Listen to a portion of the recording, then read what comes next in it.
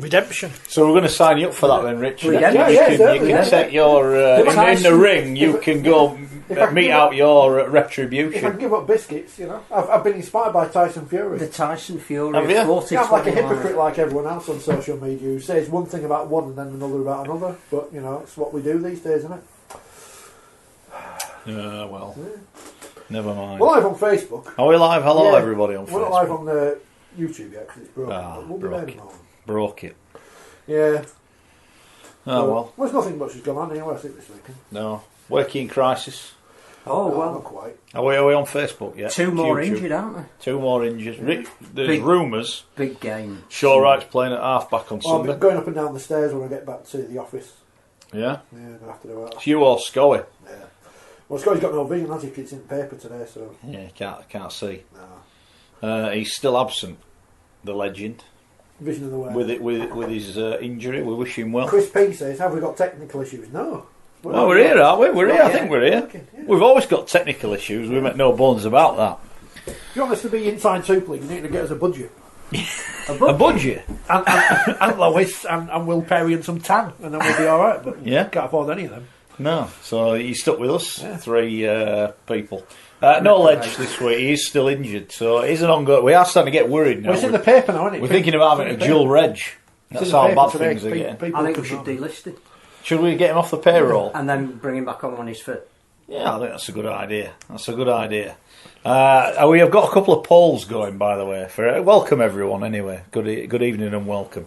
I've put a Twitter poll up at Mark Wilson Radio. Who, after 4 rounds of the Super League, should be most concerned about relegation? We've had quite a lot of votes, actually. Toronto, 51%. Hull KR, 30%. Wakefield, 14%. A and other at 5%. I haven't read the comments yet. I'll have a look at those. And we've also said, assuming Saints, Wigan and Warrington make the top 5, which clubs are most likely to join them? Cass 34%, Hull 43%, Catalans 12%, Huddersfield 11%. I didn't put Leeds in because I only had 4 options. But I do think Leeds are going quite well. And we'll talk about that throughout the next 2 hours, I am sure. We'll get the cup draw live. Yeah, can't wait for that. We'll steal it as though we've done it live. Yeah. Well, we're never going to get the chance to do it properly, are we? So Sandy's almost she's written in the magazine, she's our surrogate. And if she draws weight for that against a certain team, I'll be blocking her on Twitter. Just like... Yeah. It's a bit harsh, isn't it? You alright? Just like some you're looking a bit bedraggled today, Rich. Yeah, or what's happening? Tired.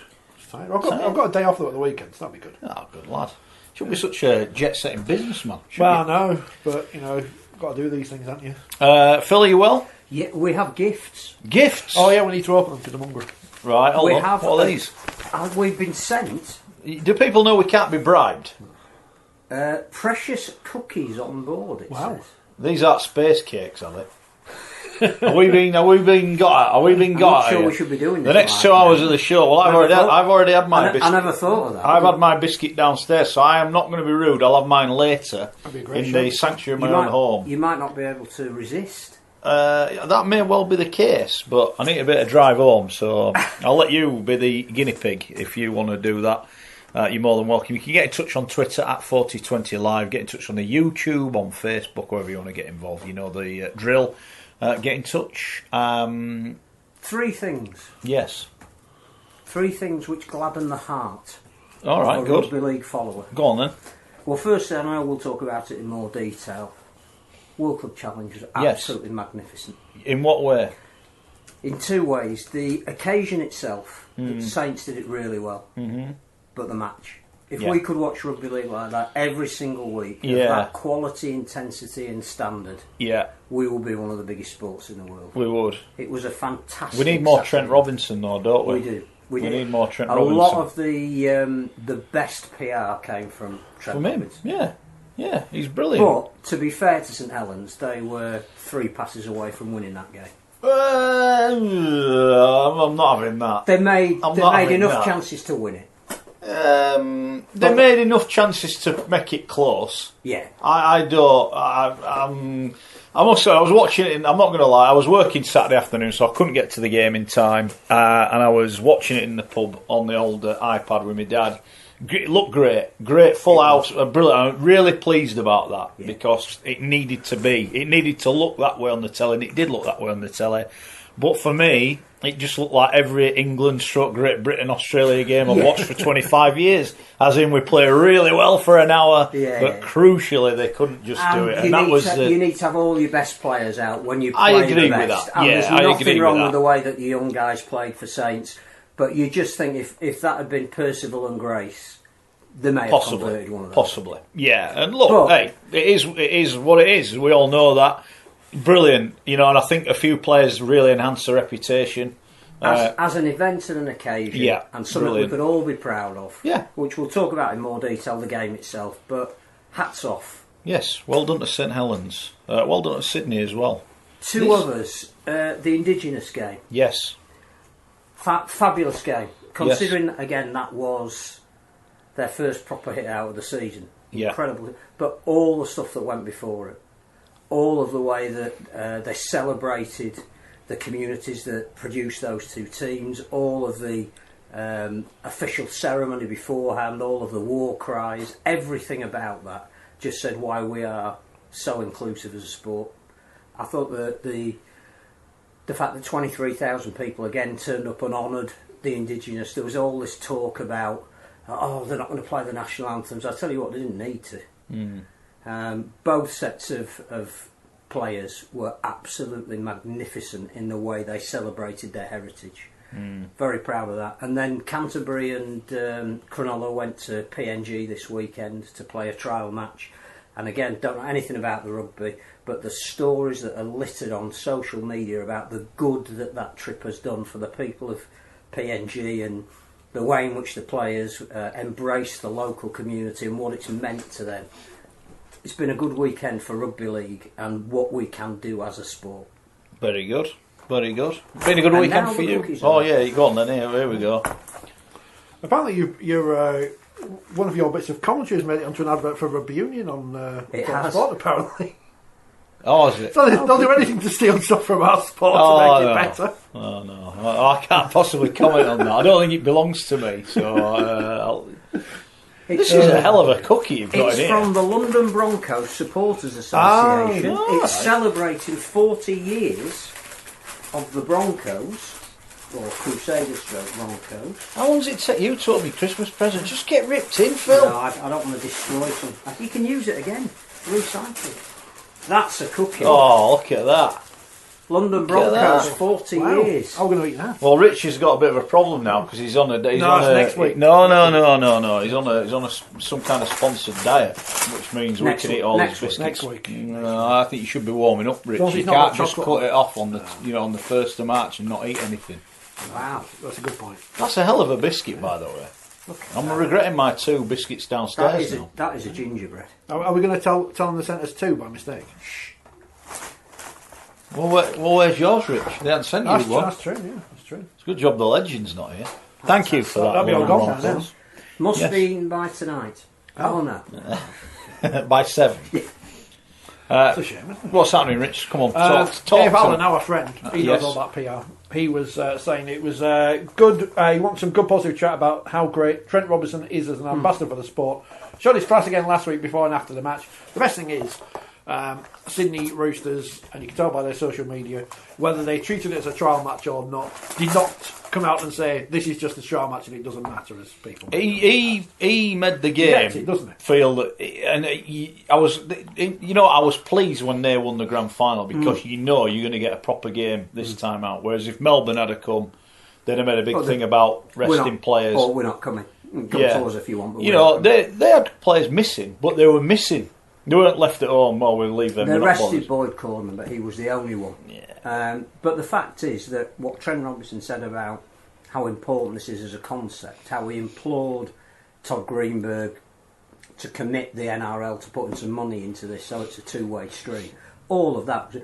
He talked in the press conference afterwards about 4 teams from each hemisphere have got to be involved. Now 3 games over here, 1 game over there. He's got ideas of how to promote this series, and he clearly has a love and a respect and an admiration for Super League because he worked in it. But the way he puts everything across, very hard to say he isn't the best coach in the world. No, and a fine ambassador for the game as well. We will talk more about that game and what effects it might have in the next few weeks for Saints, because they did tip everything into it and didn't quite get there, did they? In the end, I was pleased for Worms. He got his try at the end. He was outstanding for them. He was. Although he was good at Hull the week before for his 20 minutes. I want to ask the question: Hull, are they in crisis, having lost to Saints and Wigan? 2 weeks ago they were the best team in the competition. I don't know what's happened. Well, 3 weeks ago they were, but they aren't now. Lee Radford, is he under pressure? Don't like saying that 4 games in, but he's always under pressure. They've got a tough game this week against Catalans, who had the week off. Now, going on your theory, Catalans should win that game. I think it does make a difference at this time of the season, but it is a big pressure game at home. Yeah. As you say, against a team that have had the luxury of training in really decent conditions. It's been nice down in the south of France this week. That's a test. Well, we'll have a look at that and, of course, more as well. We'll look at Castleford, who beat Wakefield. Did Wakefield get locked in the dressing room at half-time? I don't know. I think they got lost somewhere, didn't they? They were winning at half-time, didn't score in the second half. Picked up 2 big injuries. I think we... doom and gloom. We thought, Nigel Wood's idea of getting points for each half had come in. So, all right, so you were winning at half-time, so you thought that'll do. That's 2 points. Yeah. That'll do, so, Will Wakefield ever beat Castleford again? That should be the question. Don't know when. Good point. Huddersfield, top of the league, unbeaten. We'll talk about them. Yeah, beating Hull KR pretty convincingly, it has to be said. Salford beaten at home by the Rhinos. Yeah, did fancy the Rhinos.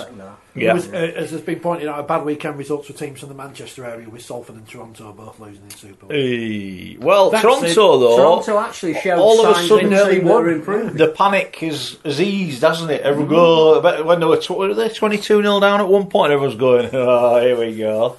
Got back to 22-all. And they've got 3 more weeks of Tony Gigo on the free, so that's good. Yeah, on the free. Yeah. Can we get him on here? Will he come on here? We can offer him expenses. Tony Gigo, the new I think Chris Radlinski. Expenses have to include a 5-star hotel and a chauffeur-driven limousine. That's the only thing. Maybe that's come out of Brian Noble's budget. No, he's not there anymore. Yeah, what do we make of that? I know he's a friend of yours, so it's quite... That biscuit is very nice. It is very nice. I spoke to him at the World Club Challenge. He was there doing his media duties. I think... Again, there's no one issue that has caused this. I have a feeling that there is some disenchantment with the governing bodies. I think he spent over 18 months trying to put things into place to stop issues like they've got at the moment becoming issues, that a lot of what's happening has been foreseeable. Suggestions have been made, things, even dispensations have been asked for that nobody has come back in time to put anything in place that has alleviated a problem that everybody could see was going to be there. I think also there is some issues with... I think he has felt that the club itself could probably do a little bit more to not be seen to be not paying its bills in the manner in which it has been. I think he also said that there is a tiredness factor that personally creeps in, that when you're flying to Toronto... for half a year, for 4 years, it does take it out of you. So I think he just got to the point where he feels that he can't contribute a lot more to the journey that they're going in, and it was time for him to step down. But a lot more will probably come out over the next couple of weeks, that where Toronto go from here. I don't think it's an issue that clearly they're not going to finish the season, but there's some things that the sport needs to do and the club needs to do to ensure that there is viability in the long term. Damn, that biscuit's nice. That biscuit isn't. I've already had I had my fill of biscuits downstairs, and now you just a git. I just opened it. You're a git. Challenge Cup draw coming up as well, so that's in about 10 minutes. And it's live. It's slightly delayed. With Toronto in it. Yes. And Wakey. Yeah. If Toronto at home, are they at home? No. They're away. But apparently New York, who are coming in 2021 to the Challenge Cup, are wanting to play at home. New York. Yeah. When was it the Magic Weekend we went to where they were selling New York T-shirts and hats? Hence the genesis. 1896. Hence the genesis of the Pyongyang pylons. Wasn't kind of Mickey take. But didn't we have 2 teams from abroad who wanted to be in the Challenge Cup who were told they'd have to pay a bond if they wanted to be a Challenge Cup? So why are we entering more teams from abroad in the I've spoken to Ricky, who's the man behind New York. And asked what's the plan for next year. Then he said they want to be in the cup. They want to be in the 1895 Cup as well. That's a midweek competition. And I've just asked him how it's going to be financed. I think questions have got to be asked. whatever anyone thinks about Toronto, and people say, "Oh, we don't pay them." Well, they've obviously paid a lot of them, or they wouldn't have got this far, and they've spent a hell of a lot of money getting this far. So who is willing to put that money? This is not the Premier League where you buy Salford City, put a few million, get them into League One, put a few more. Oh no! What a fairy tale Salford City is being bankrolled by millionaires. You better put these up the other end of the table. Yeah, you better do. Yeah. Well, what a fairy tale! Can't wait to see. But the point is, there's no pot of gold in the Premier League in Rugby League at the minute, and I don't foresee that changing anytime soon. No. So I don't know what the. I don't know. Well, apparently Ottawa are coming in, but we have no details of who's financing them, where their players. Well, they've got 15 multi-millionaires that could finance them. That's what Eric Perez said. Well, what they've got is Hemel Stag's licence. And have they not also said that they're not interested in getting in Super League? Yeah. So, can I ask the question? They want to play local players who don't exist. Can then I ask the question, what's the point in there? Well, exactly. And that is a genuine... I don't know. With Toronto, there clearly was an MO, we want a team in Super League. And one of the corollary factors of that is that they spent a lot of money that they didn't need to get into Super League. But everybody knew 3 or 4 years ago that was the aim. Yeah. And wasn't our hopes of having 2 teams in Canada that would help get a TV? Well, you're not going to get a TV deal if one of them's in League One and bottom of the table. And nor are you going to get a team in New York playing only Challenge Cup ties next year. Because how does that work? Either they get knocked out in the first round. Yeah. Well, they've got to put a square. I mean, look, Ricky's put it on, so I'm sure he'll be happy for me to say. So they're hoping to play some exhibition games as well. But who's going to sign for them? Well, I've asked him that question and I replied. Who is going to say? I'll sign for you because I want to play in some exhibition game. We want, yeah, exactly. And who are you going to play? Because there's no bye weekends. It's not like there's always a Super League team that doesn't have a match. We've got Catalan on 2 fixtures because we messed up the early part of the season. Yeah. I'm all for expansion, I really am. And I credit to Toronto, but it's cost someone a hell of a lot of money to get that there. And I just query, and again, I'll come back to as a sport. And we have actually, by the way, we have requested... that Robert Elston comes on our show. Oh, have we? Yeah, and we're on a list. We're on a list. Yeah, well, he said he'll do it. Well, his man said he'll do it, so hopefully he will come on at some point. Excellent. And we can ask him these questions because I sometimes feel like we're not criticising. We ask questions, but it's hard when people don't answer the questions, isn't it? But Sandy is watching live from Hull Kingston Rovers. Is she? Yeah. So the pre-match entertainment for the draw must be Sandy, when you put your hand in, don't go, ooh, that's hot. When you put your hand in, whatever you do, your number 6s and your number 9s are the right way around. Yeah, don't do what the legend did. Get it wrong. No. Get it wrong. No, it wasn't my fault. It's somebody else's fault. They didn't put a line underneath. Don't call the trophy the person on top of it camp either, like Richard Bacon did. Low water mark. Was it Workington he got? Workington, yeah. And then is that Wokingham? And then you people can't stop, can you? People defended him. People defended him. Person defended him.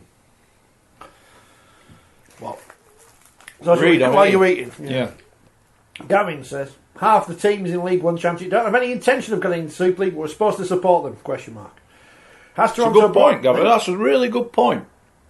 Here's Liam. Has Toronto brought more attention to the Championship Rugby? I don't mind admitting I didn't pay attention to the Championship until I was curious how Toronto would go over the last few years. Now I love Championship Rugby. I think the issue as well with Toronto is there's a real mixed message coming out of Super League. That on the one hand we've got them saying, isn't it great they've signed Sonny Bill Williams, they've given us all the profile that we ever desired. And on the other hand you've got Robert Elston saying, well, they've still got to prove themselves. Well, you know...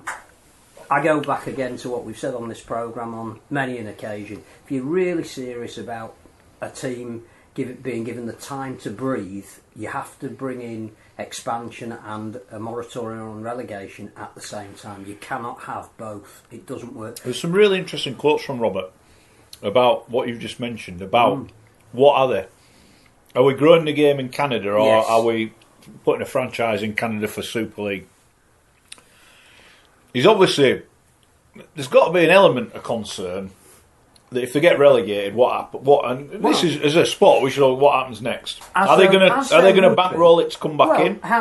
We could legitimately have the same question about Hull KR. How many times can Mr. Hodgell be expected to put his hand in his pocket to bring a team back? Now, he's done it once, and the whole community rallied round, and that was fantastic. Well, I think what if he walked away somebody's got to. I think Hull KR, right, getting relegated was in a strange way was good for the club. It sort of.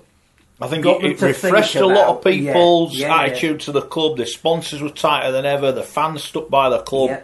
And that's all right doing it once. Yeah. No, doing it again, and we know Neil would have to fund that on his own now. Yeah. You know, I got asked about is that Hull any KR. different to David Argyle and the risk of all your eggs being? Because I even if Hudge walked away, there'd still be a Hull KR.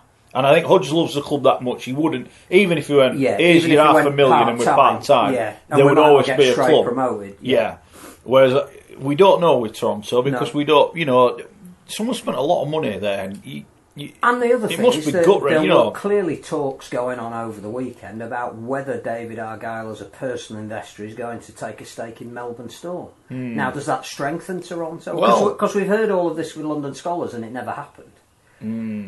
But then suddenly, if an owner has a significant stake in two clubs in two different competitions, does that actually make them stronger, draw them together, or does that become his out if anything happened at Toronto? It's all. No, I think that's a good. I think that's a good thing. It could be fantastic. I mean, if they could get some of the young Melbourne players playing in Toronto, who wouldn't count presumably. I've said this before, about all these young halfbacks that we see coming from nowhere in the NRL. I can't understand why Super League, I know it's not a visa, but I cannot understand why we cannot go and get one or two of those in our competition. Well, there were a couple playing in the nines who you'd think straight away. That's what I mean. The players, we talk about the quality of players, not necessarily here. Well, maybe we should have a look at getting some of them, but that's a side issue.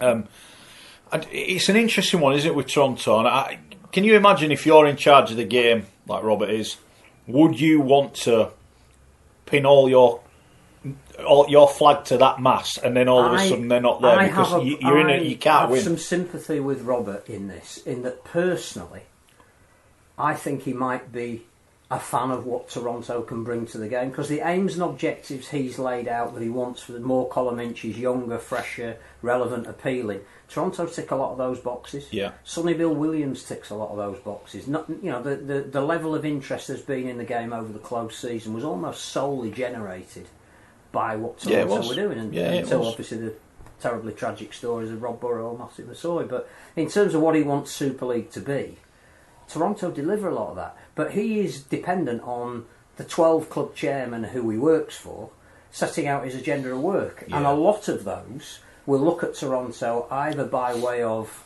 they're not doing things the way that we think they should be done, or they're a threat to us. Because if they do stay up, we're going down. I got asked about it, and people said, clubs don't want them to succeed. And I was like, no, I don't think that's the right question.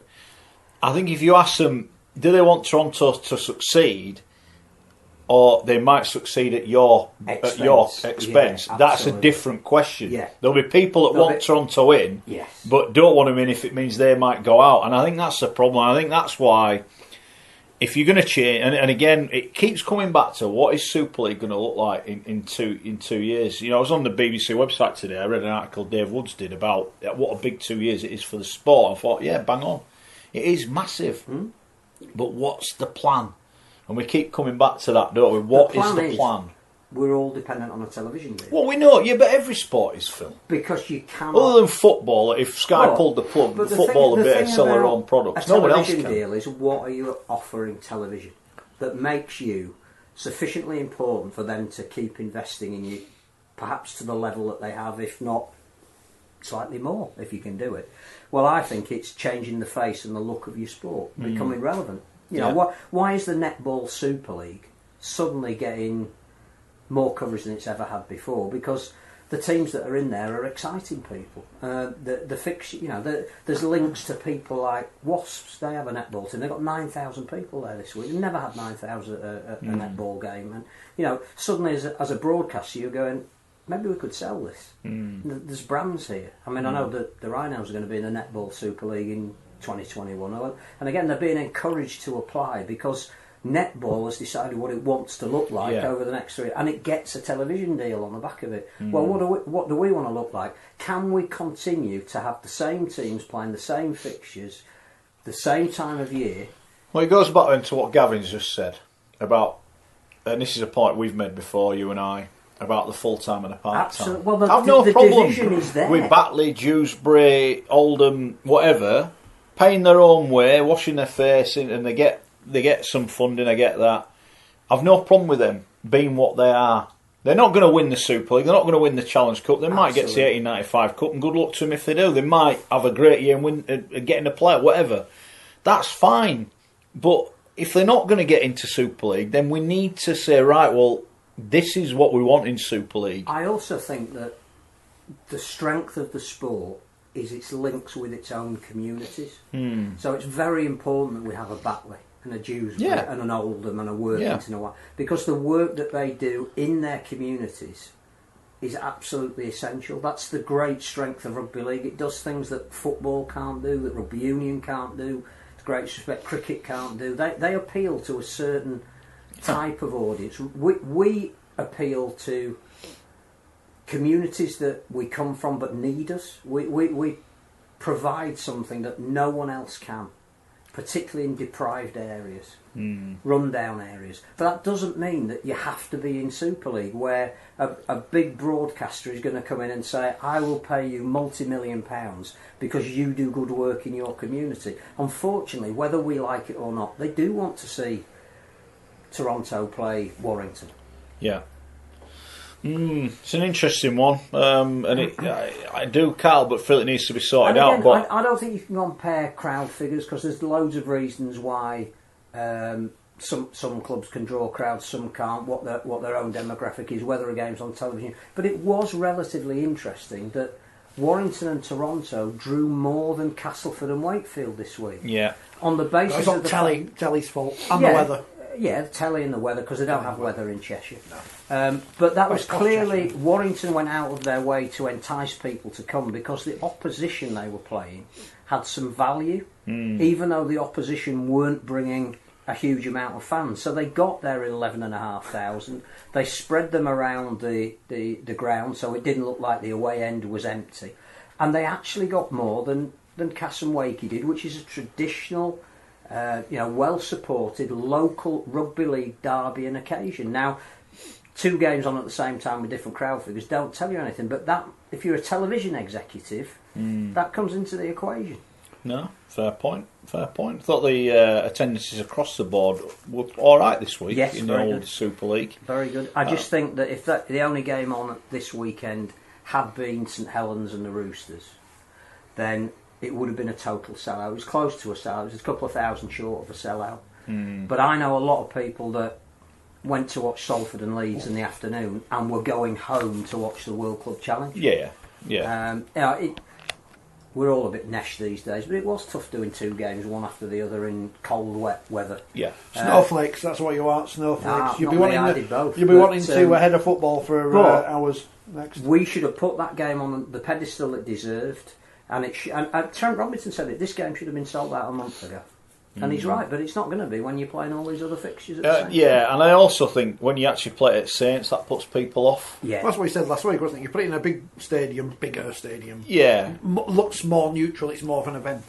Yeah. When Leeds took their games to Ellen Road in the World Club Challenge, it was an event. When they played North Queensland at Headingley, it's but it's slightly different when it's in your own When they played city, Manly at Headingley and sold it out, it was one of the best atmospheres I've ever known at Headingley. So you've got to balance the two. I just think though I think you rule out the neutral going. A Wigan fan won't go to Saints to watch Saints in the World Club Challenge, but he might go to Bolton to watch Sydney. But then it goes back to you've got to announce these fixtures a lot earlier. Oh, of course you have. Yeah, of course you have. I'm watching the draw. It's on the All League app. It's not on the BBC website yet. All right, okay. Is it on? With Toronto Wolfpack Global Ambassador, according to the BBC. Really? So it's a bit Did you get paid for that? It's a bit of a upgrade from Superfan, or Glamorous Mum, as she was described in the Super League Grand Final programme last year. Has she bought poutine to give? No, she's not wearing a hat either, which is disappointing. But I bet she's shrieking now. Well, probably we can't hear with her because for copyright reasons. Yeah, the RFL will sue us, take us off the air. Yeah, I want to know who'll be first in Super League because we had a message on Facebook or they can't see the reflection off the camera off your glasses onto the thing, can they? You're not subliminally broadcasting. Well, like all those people who were tweeting out the highlights of the Warrington game as it was going on Friday, because they obviously got it off Mascot's feed. Yeah. They're not thought of that, had they? They're not thought of that. No. There are some clever people about. Yeah. Kevin says, we need a team in Cumbria first, got the grassroots there. Well, you know, I can't wait to see that Super League in 2 years' time with New York, Cumbrian Lakers and Liverpool FC. I think it's safe to say we had a team in Cumbria in 1996 when Super League first started, and its average crowd, even though it was a very poor team, was about 2,000. Who was that from, Kev? Yeah. I'll say what we've said before. 600 at Workington on the weekend. There was, 600 at Whitehaven for that Oldham game last week. If you could say that all you Cumbrians would support Team Cumbria wherever it played, whichever ground it played at, or in a bespoke, I think you would have more of a chance. Yes. But when you're only getting 600 to watch Cumbria. your own team, it ain't going to happen, mate. And it ain't going to happen. I know what you're saying. It's, you know, there's a lot of very good players have come from there, but the numbers don't add up. You know, Workington 612 a Challenge Cup game against Doncaster. You know, you've got a good coach there, you've got some good players there, but you're still only getting 600 It's bringing people. back the M word for it to work. Well, I don't think You it is. have I to think have- you keep the three identities in you the have to have an Championship overarching or bottom or League One team. but your team is Cumbria if you're in Super League. And you've got to have a ground to play at. Where would that ground be? Who's going to finance it? But we also keep being told that oil and water don't mix, and that never the twain. So shall really, meet. what they're doing is they want a team, but they don't want a team because they're not willing to grasp the nettle that would get them a team. No. Or they need to do like one of those teams needs to do like Toronto did and over-invest to get them into Super League. But that's not going to happen. Well, that's a because gamble that's but not there's worth nobody taking, is it? Again, the only industry in that area is BNFL, and they want to be seen to be supporting everybody. The BBC caption writer not convinced on Sandy's credentials. They put Rugby League Superfan in inverted commas. This might be what I write the whole of the TV column about next month, 4020, because there's nothing else going on. Just the Challenge Cup draw, which hasn't started yet. No. I wish, we'll get that out of the way and Well, then I think we'll they have a asked look at the Sandy a game. question, so it hasn't started. Can all sports, and the FA Cup draw is the worst this year, turn it into an entertainment spectacle. Just draw the teams. No one gives a toss about anyone. Just draw the numbers. And out. Yeah. don't give us the numbers of the teams beforehand, who to look out for, because that destroys the joy of the draw. No, but everyone wants to know, Phil. It's like, we No, need no, to no, know. We no, need to know no. before he says it. We need to know. We need Superfan. the excitement of what used to be sitting round the radio at 1 o'clock on a Monday afternoon going, 27, Doncaster Rovers. Bring back the 5 minutes at the end of Look North with Harry Grayson and two faceless people from the RFL sat there in front of me. Gentlemen, please. Yeah, literally. Yeah. That So, was remember the great Dave Wood should get a Oh, joker, and if you don't like the Tyson, I'll put it back. They're showing some Put it bloody back in. highlights now. And Put it back in. While we can't talk anything. Remember a few weeks ago we were looking for the greatest rugby league player in the world. Yeah. And I said Channel 4 did this thing, hosted by Danny Kelly and devised by Daley Thompson to find out who is the greatest. I've got the tie-in book, and there's Where actually did more you get that? off of eBay. There's Wow. surprisingly there are more rugby league people involved than you would think. And Neil Fox isn't in the list. He just missed out. He's in the list of people who could have been in there but weren't. So who do you think in this list is the highest rated rugby league person? Bear in mind this book is from 1996, so it can't be Sir Kevin Sinfield. He's not been retroactively put in the book. In the 98th greatest sportsman in Britain, Martin Afire. Billy Boston's 90th, just below Jonathan Edwards, who just did triple jump for crying out loud. He was quite good at it, mate. Yeah, but and then he got on songs of praise and all that, didn't he? Eric Ashton's at 87. Wow. Then I'm probably going to miss out somebody. And go on to the next page, where Ellery Hanley is in there at 52nd, and the best rugby league player ever, according to Channel 4, and as we know, Channel 4 love rugby league, because they're going to show it all now, they're based in Leeds, he's not on the list. The list of the 5, he's not on the list. Alex Murphy. 39th greatest sportsman of all time. Person of all time. When you say British, Below Jeff Boycott British, and Fred you Truman. mean? Yeah, British, yeah. Okay, fair enough. You have to fill in your own top 20 because they don't trust you to not put Daley Thompson at the top. Torval Dean's in there. Torval and Torval Dean. Dean, that's 2. Yeah. Count, surely. Just did dancing. Fred Perry makes a good T-shirt. Nick Faldo, Bobby Moore. Kenny Dalglish, Ian Botham, they're all there. Yeah. Sebco, he's banned. He's not on there. Now they're showing the highlights of London York, which is proof that I was right again. BBC dropped a right one picking Bradford versus Underbank. And people are going, no, you're just biased against Bradford. No. Didn't they have it on the red button, though, did they? Didn't they drop it off the red button? Yeah, put the women football on the, yeah. Yeah. But it was I know a few of the locals in my local pub weren't happy. Terrible game to pick. Because it was always going to be that result. And the fact that Bradford only scored 22 points. It was a moral victory to Underbank. Oh, so Bradford are they in the draw? Yeah. Do they get John Keir has said, look... They get a different coloured ball, moral victory. You're in on a moral victory. I feel a little bit embarrassed that we're in here, so no, please, you go in instead. Yeah, of course he did. So we'll get to which Nigel went, no! But he's not involved. We'll get the draw soon. Once I've shown all the highlights of winning York. We will indeed. Good win for York. Yeah, very good win. You know, it's to come from whatever they were down and win away at London. Yeah. Could have it for the championship, blah, blah, blah. Bradford beat Underbank 22-0. Great performance from Underbank, but clearly John Keir not happy after the game. Featherstone just scraped past Barrows. I was surprised by that result. But top try in the last few minutes from Gareth Gale. He's good. He's good. He's related to him, isn't he? Yeah, he is, yeah. There you go. Yeah, match-winning try in the 76th minute. Lee beat Batley quite comfortably. London beat by York. Late try for Jimmy Kinehorse. Or Tom, is it Thomas? Germany's finest. Was it Thomas? His Sunday name. When did he ever score a late try to win a game? Hunslet beat North Wales, which was a that good sounded result. like a cracking game as well. Yeah. Rochdale beat the Army. Sounded like they had a good day off the field at Scotland. Sheffield beat Halifax. Yes, big result at the home of Rugby League. Late try from Sheffield to win that one. Yes, so they're in the next round. Newcastle beat Siddle 30 points to 10.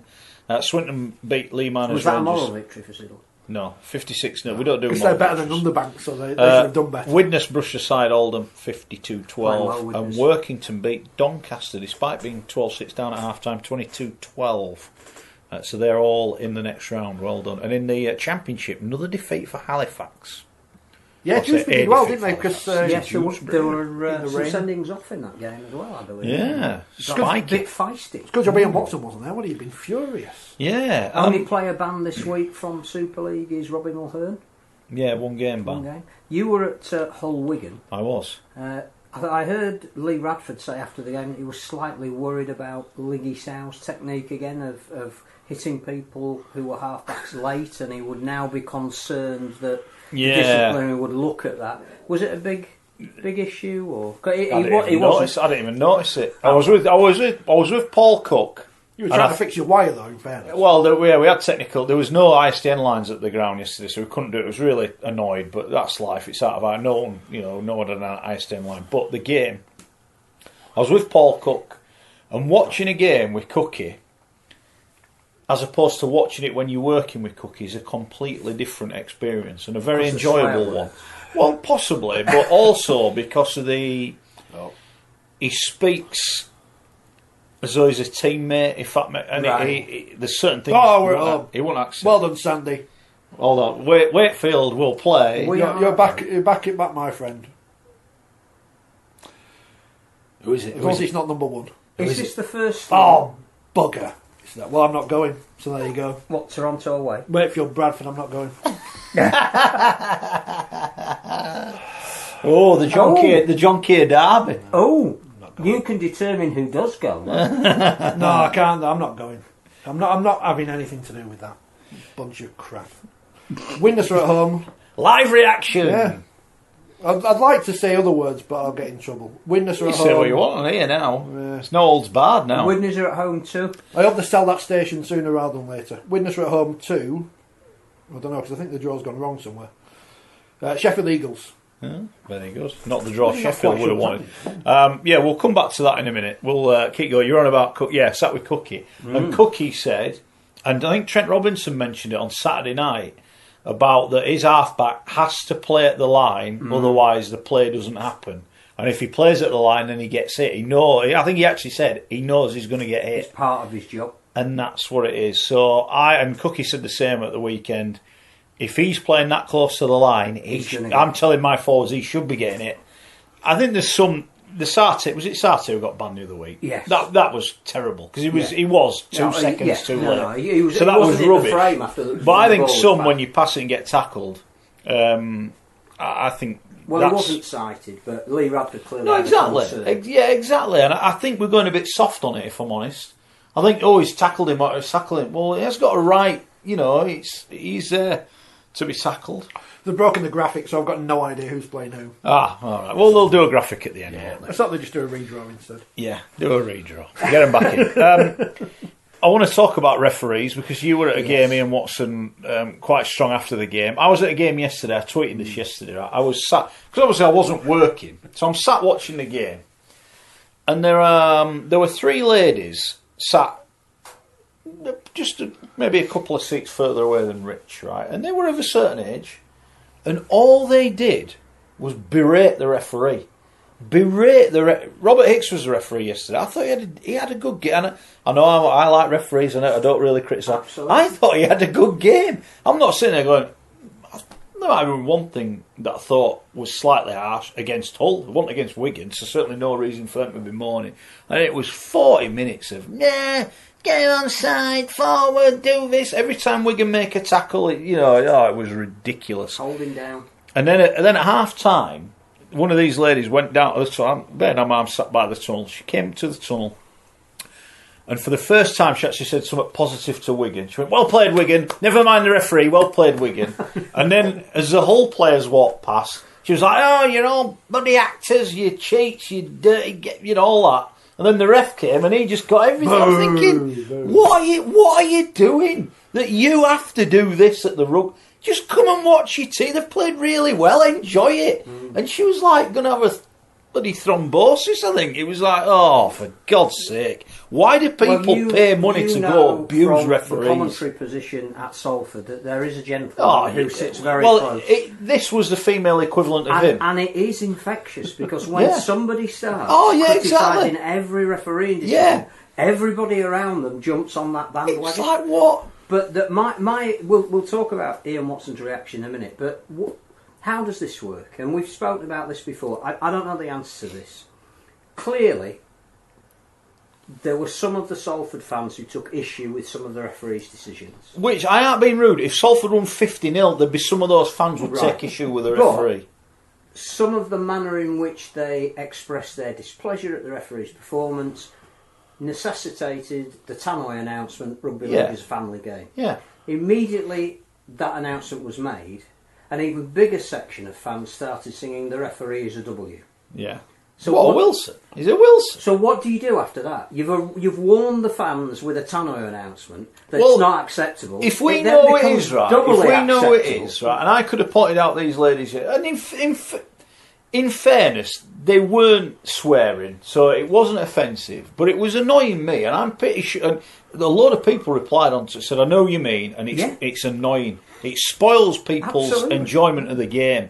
Is that they're there just mourning at the referee? Wigan played really well yesterday. But where do you go when you've issued a warning? Well, why are stewards at Salford not said to this gentleman, "Look, mate, I know you want to come, right? If you want to go shout like that, we're going to open up that end over there where there's no one. You can go stand in it by yourself." Because that lady shouting yesterday, they can't hear that on the pitch. So just save your breath. But if there is no recourse to action that you're proposing, well, you're right. I don't know if that guy swears. I mean, I think he has done occasionally. I wasn't thinking particularly of him, but my point is, if you, as soon as you put that Tannoy announcement out, it's an incitement for people to then use the kind of language. If you're shouting and swearing and carrying on, then as a steward, you should be going, "Look, mate, if you do that again, you're going to be asked to leave." And then 10 minutes later, the same Tannoy announcement, and everybody responds with the same. What's the point? Let's just be honest here. There's no comeback for anyone who does anything bad in rugby league. Whether you're on the media, whether you're in the crowd, whether you're a player. What's his name? Emma McManus last year gets $3,000 for basically saying Rob Hicks cost us the Challenge Cup final. Yeah. What a load of crap. Your man Brian McDermott, potential fine of $5,000 for not turning up for a presser. Well, it'd be 500. The arrest is suspended. Well, how does that work? Ian Watson should be getting £3,000 fine. Maybe he calling will. out the referees. Well, maybe he will. I mean, the fact is, right? Was the referee that bad? Very nice, these big. I have to say, damn you, London Broncos fans! Damn you. That if I'm trying to look at it as dispassionately as possible as a game, rather than perhaps any outside influence that a coach would see that I don't, because I'm just watching it as a game, trying to be entertained. Salford were brilliant for 38 minutes. And that if they'd have gone in 8-0 ahead at half-time, it would have been very, very difficult for Leeds to come back into that game because the conditions were worsening. Leeds couldn't put a set of 6 together, and Salford didn't kick the 2 goals to the tries that they scored because they were far out in the wind. It could have been 12-0, and it wouldn't have been unfair on the play at that point.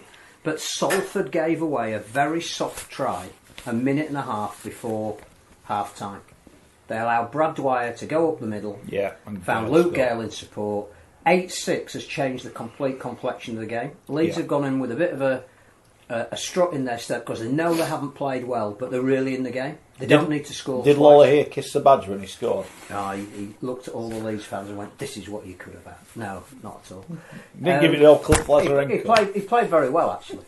He did play well. But the fact is that had nothing to do with the referee. Right. Leeds came out and played the second half a lot better in terms of they played the conditions. They didn't try and overplay, which I think they had in the first half. They brought 3 players off the bench who made massive contributions. Okay. And Salford... Name them. Well, certainly Richie Myle. I thought he was absolutely outstanding when he came on at hooker. Mikulecki, who scored a try, he gave him some go forward. He was really, really good. And Adam Cuthbertson, who just gave him a bit more power up front. Mm-hmm. So Leeds played the conditions really well in the second half. I'm not sure any of that has anything to do with the referee. I think the tries that Leeds either created or there was one incident clearly where Niall Evans went up for a high ball and Myler got him as he came down. Okay. Now I couldn't see because we're in the middle of the main stand if Evans had 1 or 2 of his feet on the ground or he was tackled in the air. Either way, it was given as a dropout. Yeah. Right, that might or might not be contagious, but it was given as a dropout. So once the ball's dropped out and it's on the halfway line, it's in Salford's gift to stop that becoming a try. Yeah. But they didn't, and they couldn't. Yeah. Now that's not the referee's fault. He may have made the right or the wrong decision to issue the dropout, but he didn't miss any tackles that allowed Leeds to score on the back of that. Okay. So I don't think the referees need. We put both teams on a warning because they gave away. I think 3 penalties in quick succession. Right. Salford in the first half, Leeds in the second. So on that he was relatively consistent. Salford won the penalty count. I thought it was 8-all, but it Let's say 8-6 here. well. Either way, there wasn't. It's not like Ian Watson is complaining because his team were 13-1 down in the penalties. Yeah. My problem is that we like Ian Watson. We think he's done a fantastic job. We've done nothing but compliment him for the last year and a half, and that doesn't change. He's still one of the best. Is it a man who's frustrated that they've played 3 or 4 of games at home and they've lost? And they're not playing to their potential. But you cannot blame the referee responding to a hostile crowd. It goes back to this issue that the crowd. What crowd? The crowd they were a decent crowd. 4-7, I think. The crowd shouldn't be as hostile to the referee. Okay. Well, they are a hostile crowd at Salford. But that's not a reason to blame the referee. I have got 2 opinions on this. One, I think Ian Watson's out of order for moaning about the officials. He is. I think he's got and the manner in which he did it. I think he's got to be better than that, if I'm honest. I think he's got to be better than that. I think it gives out a really poor message. However, he did, and I've seen him quoted. I don't know you were there. I've seen quotes where he said, "I've contacted Steve Ganson on, I think you say 4 occasions, and he's never. And I've not had the reply." That to me is a massive issue because that is something that the RFL should have come out and made a statement about. Well, especially as, to be fair, I don't think Ian Watson is a serial referee criticising. No, because I was surprised in public. I said on social media. Is that I've been in plenty of Ian Watson. I've never once heard him moan about the referee, which is why I was thinking: is this a 3 losses in 4, and he's a bit miffed, and maybe he's gone a bit too. Today he might have done it a bit differently. But I think when he's saying that, if I'm the RFL, I'm ringing Ian Watson up and going, right, Ian, can you forward me those? You said you've sent in whatever you've done. Can you give me details of these? And I'll be asking Steve Ganson as an employee of the RFL. Well, he's on holiday. Well, I'll be saying. What has happened with these? Or why is this not I will be making with? a statement saying that Ian Watson's claims are groundless, and here charge of disrepute. Well, that's my point. But that also goes the other way. If he has made an official complaint or question or whatever, and it hasn't been addressed, then Steve Ganson should be in the dock. Yes. So I do. What I would say is I think there's an element of there's both two different ways. issues there. One is, was the referee as bad as was painted out by him Watson? I don't think so. I don't think he was the reason of that margin of defeat for his team. I think Gil Dudson aside, who was absolutely magnificent. Paulie got the man of the match in the paper. We're all entitled to our opinions. Is that because he played 80 minutes? The issue is that not enough of the Salford players played well enough, particularly in the second half, and that now they've got a very important game with Wakefield next week, which will almost determine whether they're going to be a top 5 challenging side or are they going to be scrapping towards the bottom for the season. Because I think after 5 weeks you've got an idea of roughly where a team is going to be. And I think he's frustrated because he was missing some senior players.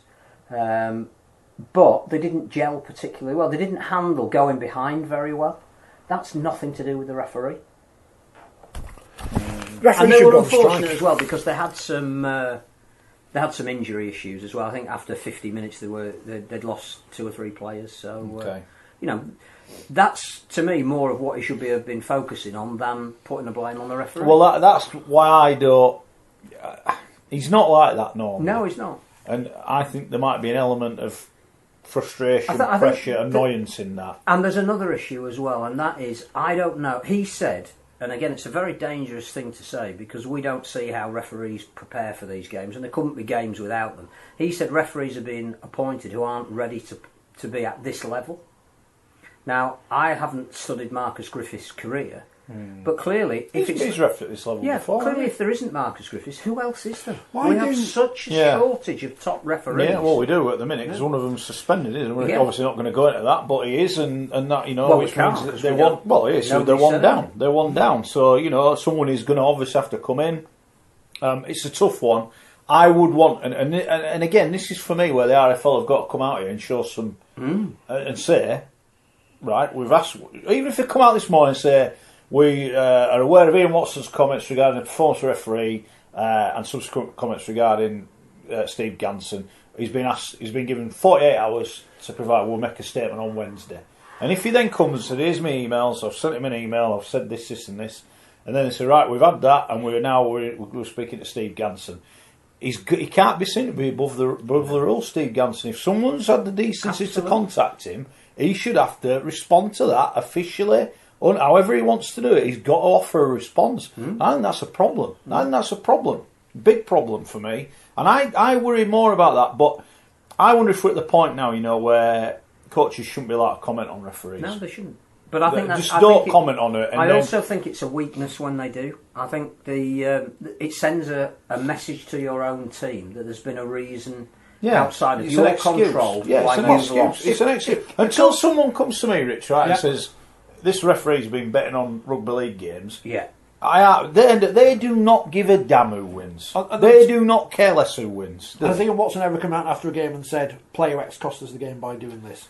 And name them. I don't know where he's named players, but I've been there when he's criticised his own team. I know for a fact that they lost 2 games at home last year to teams you'd expect them to beat. Them, yeah, and he came again. He said we can't beat teams. He said, mate, we're not there against teams we're expected to beat. We don't do it. That's our fault. It's not good enough. Until they name player X for costing the game, then I can't do the same thing with referees. I get that. I just think we've got to the point now because now, if Marcus Griffiths goes there, the perception is he's rubbish and he's going to cost Salford the game. He's going to get hammered all game, and I think they've got to be a bit smart. Someone said to me, put like hashtag no ref no game. It's right. I don't follow the refereeing appointments because to me, I don't because I couldn't give a damn. And I'm not even sure they should put them out in advance. We used to turn up at a game, get a programme, and it's Fred Lindhoff today. Yeah, who's bothered? But nobody said, I've got 3 days to slag off a referee before the game has even happened. Yeah. I don't know. I don't know how you stop this, but. I think, again, we've got to be honest and say that has, for example, I don't, because I don't follow the appointments, I don't know the answer to this question. But has Robert Hicks refereed St Helens since he was criticised by? I don't know. I don't know. And again, that comes back to his point. With the greatest will in the world, $3,000 to him and McManus, who's just built a new stadium. But irrespective of that, no punishment. Has he been appointed to a St Helens game? I don't know. But my point is, if he'd have been fined $50,000, he might have actually put out a wholehearted apology. I don't know. Here's the Challenge Cup draw. Go on then. Before the draw started, I wanted Wakefield to get a club that never played before, and hey, I've got my wish. Yes. Wakefield Trinity versus Bradford Bulls. So what we're going to that? Widnes Vikings versus Swinton Lions. Sheffield Eagles Workington Town. Newcastle Thunder versus Whitehaven or Dewsbury. Fenton Rovers versus Hunslet. Toronto versus Huddersfield. To be played at somewhere we don't know. Hull KR Lee, which will be a game. I hope that gets on the telly. And York versus Rochdale. So there you go. Two big ties there. Yeah. The Wakefield Bradford one will be on the telly, I would have thought. Of course, because of them. Yeah. Yeah. Okay. Just an update on our I Twitter. can watch it on the telly. On our Twitter polls. I don't have to go, do I? We asked after 4 rounds of Super League, which club will be most worried about relegation? 51% say Toronto, Hull KR 33, Wakefield 13, A&O 3.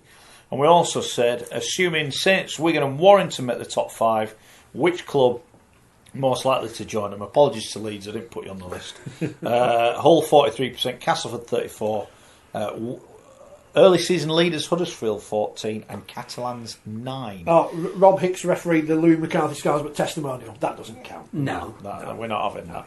So we go back to Ian Watson's point and say, sorry Marcus, someone said you're not good enough, son, so what we're going to do, we're going to put you in the Championship, we're going to give you some good mentoring. You can't referee in Super League anymore. How many other coaches said he's not good enough to referee here? And all of a sudden you've got Robert Hicks and whoever else, Chris Kendall seems to be the man at the minute. I think he's doing all right. I thought he had a good game the other night again. Great. It wasn't an issue. It was exactly. It was just a game to enjoy. This is a point that because I don't go as a fan really anymore. I was amazed just how vitriolic I just thought I can't comprehend how rubbish this is. Something's changed. And I've said on Twitter before, it's called society. The sooner you forget about the referee, the more you'll enjoy your game. Now, those people have gone home. I'm going home thinking, bloody hell, Wigan played really well. Yes, great defence. Attack looked all right. Don Manfredi's come back. Sam Powell had a good game. Bevan French looks like the most exciting player we've got in the competition. I'm thinking, wow, yeah. And all I can think about that woman moaning about the referee, and I'm thinking, what are you doing? Why? Stop it.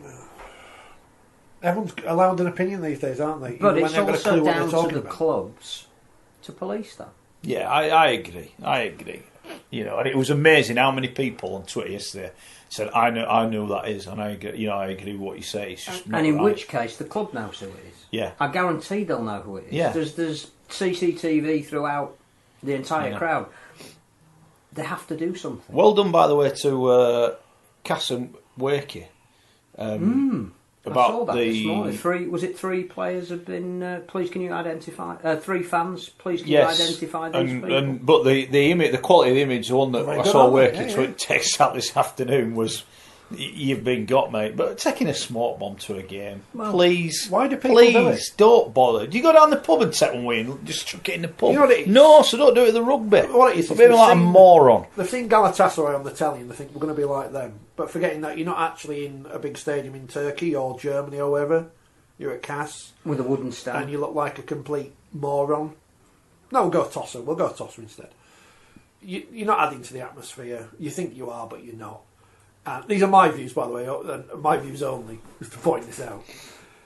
Why are you doing it? What if someone's got severe asthma? What if someone's got post-traumatic stress disorder, they're in the war or something? Exactly. They've been in Afghanistan. It's just needless, isn't it? It's pointless. Why would you think of doing something like that anyway? Because you're an idiot. Because you're a moron. I'll just get me Because you like fireworks. Get me smoke. These are the kind of idiots who spend 250 quid at bonfire night to blow up some fireworks in the back garden and go, "Ooh, that's shiny," because they're thick. Am I allowed to say that? Yeah, I agree, yeah. If that guy's listening, tell us who you are so we can block you. I just don't see the point. You're an idiot. Because all it does in the end, it damages the clubs they Exactly. Who's going to end up getting fired? Who's going to end up getting done? Wake you. Oh, because set a firework off. Oh, great. No, you're an idiot. Yes. Yeah, well, go watch football. That's enough. That's enough. So, overall then, we've discussed the Leeds game. Leeds worthy of the win? Yeah. Played very well in the second half. But again, I think temper what Huddersfield are doing at the moment, what Leeds are doing at the moment. They are played teams that currently are towards the bottom of the division. Yeah. Bigger test comes for Leeds on Friday night when they've got Warrington. I think Leeds... But they're solid. Will be challenging for that 5th spot. Yeah, I think they've got a chance. I think they will do well. I think the only problem I'd have, and we saw it on game day 1, is when they face a big pack. I'm not quite sure they've got the beef to go toe to toe. No, they have. When they play packs of a similar size, they're okay. And they're going to play rugby this year. If they had an issue in the first half, they tried to play too much rugby in the wrong conditions. But they clearly want to spread the ball. Well, the best one in the world, you don't have Rob Louis and Luke Gale in your team if you're not going to throw it about. And they've got Harry Newman is, at the moment, the form centre. Yeah, as a young kid who's just literally turned 20 this week, he looks a sensation. And I know we don't have too many centres who are England qualified. I know it's very too early to be talking about what he might turn into, but he is a 2021 World Cup possible England centre. I know we've seen him. He was in last year, but he came to my note when he had against Saints, and he had a run in. I don't know who it was with. Was it Zebtaya? Might have been, or Peru. Could have been. One of them. He had a run in with one of them, and it kicked off a bit. And he kept coming, and I thought, there's a player there. There's a player there. Definitely. He's filled out over the pre-season as well, and he made so many metres in very difficult conditions. He's one to watch. Yeah. Here's John. And a dig at a wooden stand. Nice one, guys. It wasn't a dig. What did you say about that? No, Formation got a wooden stand. It does. Sorry for telling the truth. It's a fact. It's a fact. There's a reason you can't smoke in that stand, John. A very good one, as we know. By the way, what is happening with Castleford's ground? I don't understand the stories. Worrying stories this week that isn't going to happen. But it wasn't a story. No, because nothing's happened for the last 5 years or whatever. So nothing's happened since Richard Wright was on a digger 20 years ago. So I don't see why it was a story last week. As I said on this programme before, Wakefield and Castleford haven't had the luxury of either having a football club in their town that need a stadium or city, or a big Tesco or Sainsbury's needing to be built. They haven't had that luxury that other clubs have had. Those clubs forget that at times. And I know we all want brand new shiny stadiums. I go to a brand new shiny stadium pretty much every week. Football. There's some soulless places. Warrington have got a nice new stadium that is making them money now. St Helens have got the same. Is good. Yeah, and St Helens is the same. St Helens. If Wakey and Orcas had a stadium like Warrington, that'd be perfect for what they need. Salford have got a new stadium. They don't own it. It doesn't do them any good. No. So £7 a park. So the fact is, if you have invested in your stadium like Warrington have done and like St Helens have done, they get bigger crowds, they get more corporate income, and that allows them to sign better players. All of the beer and ancillary sales. So there are benefits to having a nice shiny new stadium as long as you own it.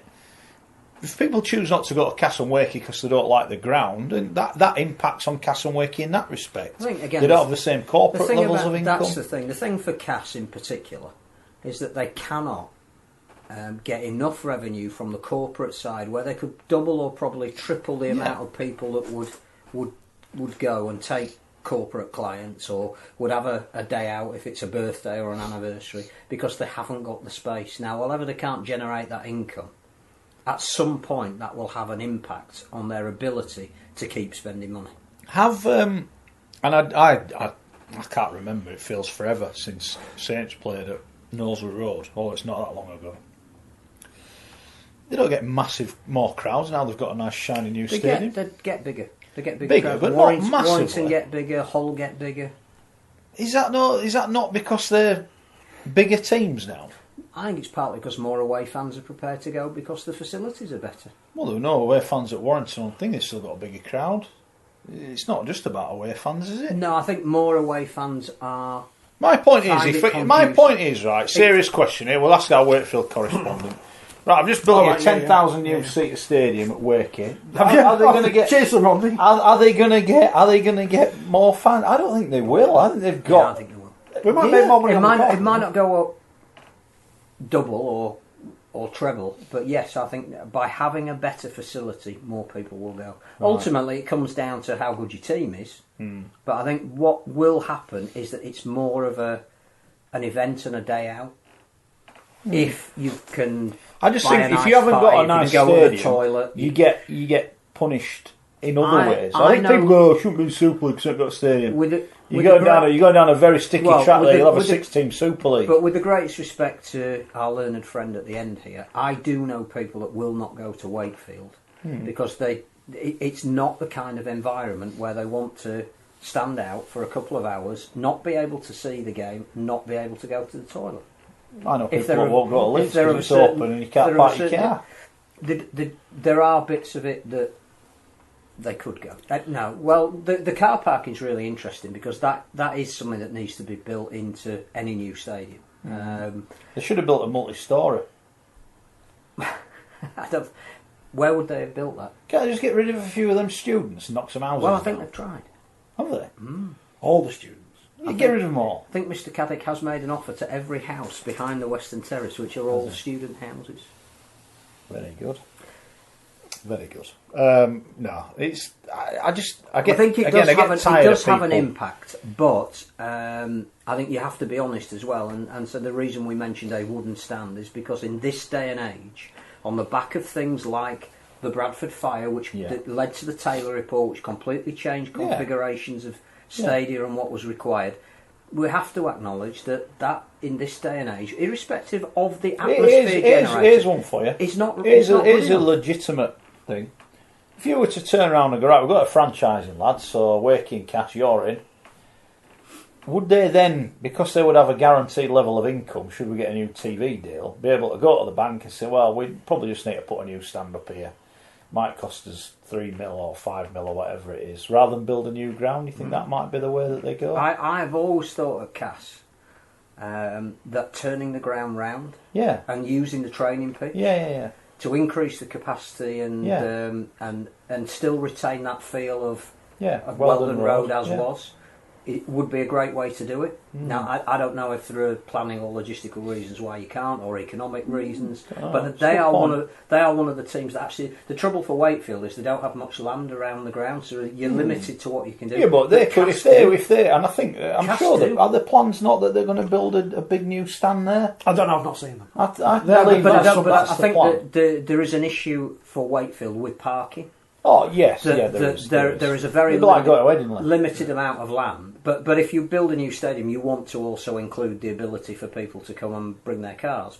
Ideally, you want a railway station at the side of it and encourage public transport. Yeah, they want HS2 to stop at Bellevue. Yeah. Jump out. The home of Rugby League in the north. Cass have got a lot of land. There's a railway track. You can jump off the train when it's going past. One thing Cass have, and one thing that Wakefield have, which Wigan and Saint and Warrington and whoever probably don't have. I don't know. Wigan certainly don't, and Hull FC don't. But they own their own ground. You know, Wigan don't. Hull FC don't. What?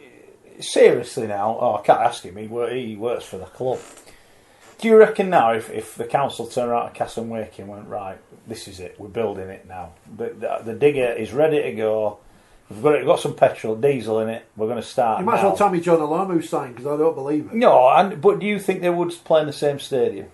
I think it's coming to the time, purely economically, where if you want council support for something, that has to happen. The problem is you are forgetting there are 3 teams in the Wakefield Council area. But if we're being, Fev don't need it. Fev's got the best ground out of the lot. More than that, they're not getting any If we're being really honest with the state of funding to local councils, there is no council anywhere that could afford 2 stadiums. Yeah. But if you could get all the parties around the table and say, look, we've tried everything we can. The level of funding is not there for 2, and it's not going to be. We've got different owners, we've got different requirements, we've got different retail partners, but there isn't enough to bring to the table to get either of these 2 schemes started. What we can do is we, as a council, can donate some land that's midway between the 2. We can put some money into making sure that... I'm waiting for the government, because now Wakefield's turned blue, obviously everything's going to change and it'll be all great now. And if you don't like it... and unicorns and but if you don't think it's going to work, go to Milan, go to Rome. If it works, then... No, I can't go to Italy in a minute because I want to cancel some of the Pro 14 games. My mate was gutted because he was supposed to go to Barcelona to a mobile phone to the mobile rocket then. No, mobile phone. I forget what the word is. Conference? Convention. Yeah, where they're all showing all. But he said that it got postponed because there were a lot of Chinese visitors planned, and they didn't wish to put a health risk at. Well, we know how it is. It's getting quite serious. But now, yes, I don't know if the current generation of fans would not sanction sharing a stadium. But the decision that you make on sharing a stadium is for the next generation of fans. Yeah. Where I said we've had this conversation before. When I was growing up, 1895, the two most intimidating grounds I ever went to as an away fan were the Boulevard and Wilderspool. And if you'd have told me then that neither of those grounds would exist, but both clubs would go on and prosper, I wouldn't have believed you. Yeah. But they have done. But they have. Yeah, exactly. Right, let's talk about what's happened on the field then. We will stick with that game. Castleford 32, Wakefield 15. Wakefield, all right in the first half, I thought, but Cas turned it around second half, and to be fair, were good value. 2 in the sin bin for Wakefield didn't help. Injuries was the second didn't half. help. Injuries didn't help. Joe Rundle, ACL, out for the season, and Ryan Hampshire's fractured his jaw. One of those players who you miss when they're not there because they do lots of work. Yeah. So that's a shame, and Hampshire obviously just moved back into the half-back role, so it'll be interesting to see what happens at the weekend.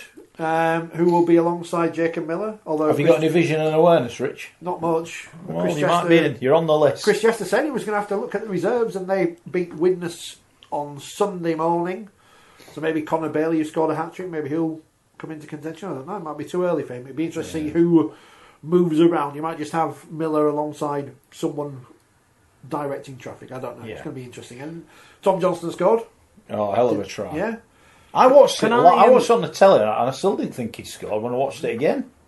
I know that after the try was scored, there was certainly one tweet from the social media site that is controlled by the game and its sponsor. Should we not have flooded? Well, I sent a tweet out and it says, I'd like to see Mo Salah do that. But I think they should have been on his thing. The other week there was a tweet that seemed to go viral about a bowls match. All right. Yeah, I've not seen it. Yeah, it's just randomly. Where somebody bowled the most ridiculous ball that went between 6 other balls. And he went, you've got about that much, and he got it straight between. And everybody was commenting on it who knew nothing about bowling. We were suddenly all experts and sharing a tweet about us. Should we not have flooded social media with what Tom Johnson did? Well, and shown it from 64 different angles, and had people going, "How the hell has this happened?" Yeah. We don't make the most of it. If you want to promote personalities and what this sport's about, that should have been everywhere. One of our broadcast partners begins with a B and has another B and a C in the middle at the end. Actually, not in the middle. BCB. I thought it was Children's BC. Bradford Community Broadcasting, one of the key broadcast partners of Rugby League. Finish the BBC. No, I'm going to be BBC. I'll have some in a minute. The BBC. So on their website, they put on videos all the time. So the other day, you eat that. Like a pizza, isn't it? The other day they had the video. Who's the Irish fella, the kicker? Sexton missing in front of the post, despite the fact that the Twickenham crowd were quiet because they respect the kicker in rugby union because they're all, He's never been the same since Bono went in and. Well, he's crap. When was the last time Bono do anything good? Yeah. I'll tell you what, the Irish defending yesterday, I was out and it was on the telly. I thought... You watched the rugby union It's like watching Scott Griggs. Twice. Just kick the ball out, you morons. You morons. Well, he wanted one time you don't want England to win is when it's that lot. And useless. They put highlights on the BBC website anyway, and I could see your man Sexton missing the kick. And they have, the best Women's Super League goals of all time. And they have this and that and the other. But where is Tom Johnson's try? They put basketball up there all the time. No one gives a toss about basketball in this country. I just think we need to find a way of getting that out there. Yeah. And if we had, that would have gone viral. And it would have been seen worldwide. And even, NRL players would have been going, hey, who's this guy that we might be coming up except Wayne Bennett went, where's he? I've never heard of him. Here's the last 5 audio and video clips on the BBC website. Podcast with Phil Vevers. The World Series talking about Izzy Folau. Anthony Mullally talking about being a vegan. A podcast for Eddie and Lamb. Someone from the North Wales Crusaders scoring a try. Well, sometimes we are our own worst enemies. That's the point. There you go. All right. So Castleford deserved winners. Have we eaten that biscuit? No, not yet. We'll do now. We move it then. Yeah.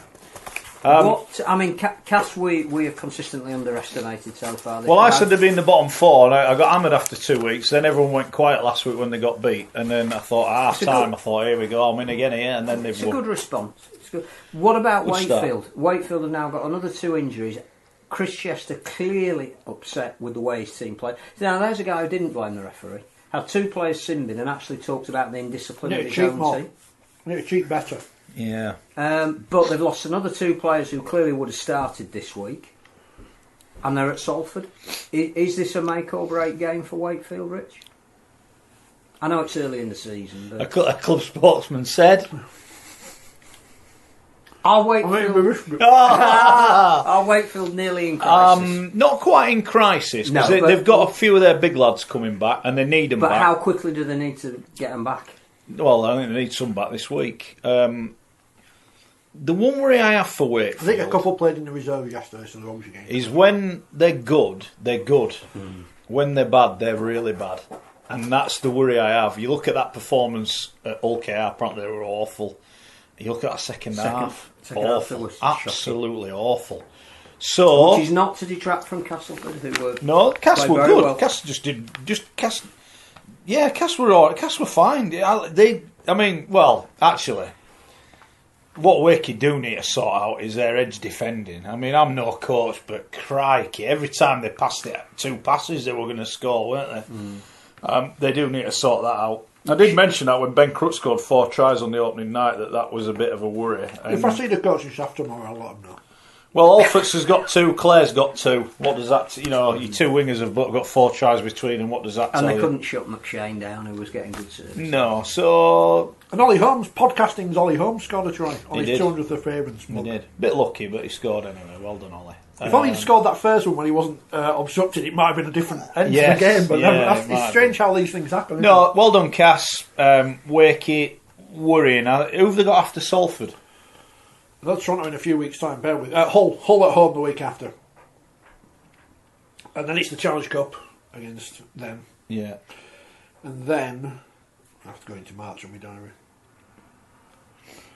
Well, Andy and Sue Kirk have been on. Cass first choice players returning. Yeah, they've got so a couple it's back this week. Salford away, They're Hull gonna at get home, better. Bradford at home in the Cup, Toronto away, and then Wigan at home. That's Toronto March's away in fixtures. York. At York. Yes. Yeah. Is it fixed yet at the stadium? Is it built? I don't know, actually. It's built. I don't know whether It's not open, though, is it? habitable. Not open. That would be a worry. Cass play Hull KR on Thursday. Well, that's Hull KR with no Robbie Mulhern.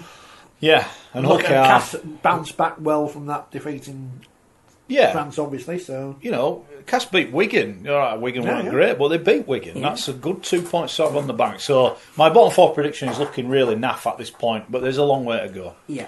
Hull KR 4, Huddersfield 22. Again, very impressive from the Giants because they're not conceding many points. So it doesn't matter who you're playing and where They've they are conceded in the- 26 in 3 games. which is pretty impressive. Yeah. Compared to previous years, that is a team that seems very together. My understanding is they were very disappointed they didn't play Leeds. They wanted I'm to sure. take it to Leeds. I'm sure, and I think they probably would have done. But again, I think you look at who Huddersfield have beaten, and they are teams that are grouped. Well, Catalan away. That was the performance of round 1. But Wigan this week, that's the test of where Huddersfield. But top of the league after having played 1 game less than everybody else.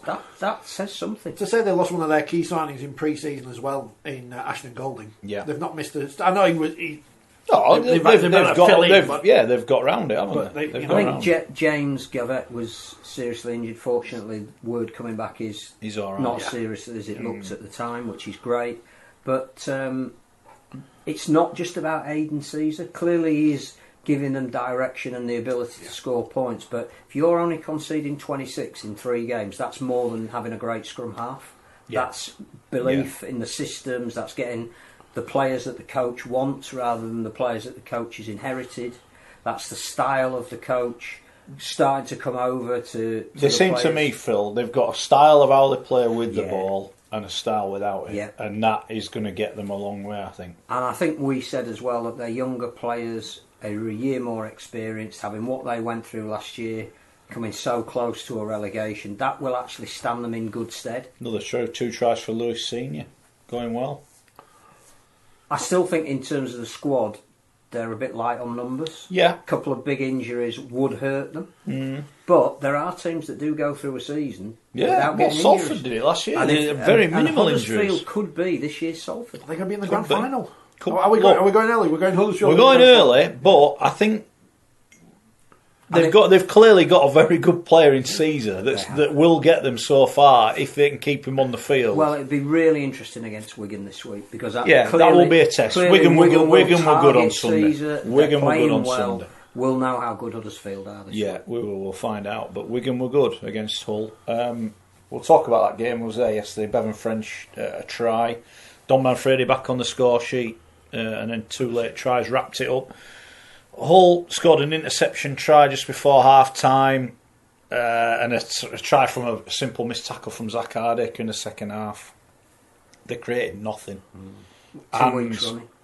And this is where I talk about style of play. Caesar comes in, Huddersfield have got a style of play that they'll play, and then everyone knows what they're doing. I'm not sure anyone knows what they're doing at Hull. Shaw, fullback, Connor, Sneed at halfback, Danny Houghton, those have all been there 2 years now at the club. A long time. And yesterday they looked like they didn't know who each other were, and that worries me for Hull.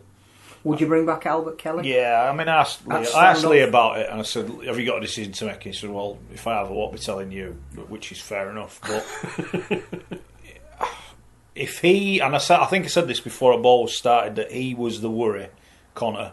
And you know what? I even think by giving him the number 6 shirt, you've taken away, I'm going to say 40% of his game. Because I think Connor with something to prove is a different animal to Connor. He was defensively at fault for the first try. And this is when I said I watched the game with Cookie. Yeah. And you watch him walk back, and it were like he'd just walk in for a paper on a Sunday morning. There was no... He might have been really bothered inside, but he didn't show he was bothered. And I think that rubs some people up the wrong way. My worry for him, as it has been in his career, is not that he has innate natural talent. He clearly does. Yeah, he does. Just he can't do it every week. Yeah. So week 1, he was one of the best players on that pitch. Yeah. And Hull clicked. Yeah. And he was almost untouchable.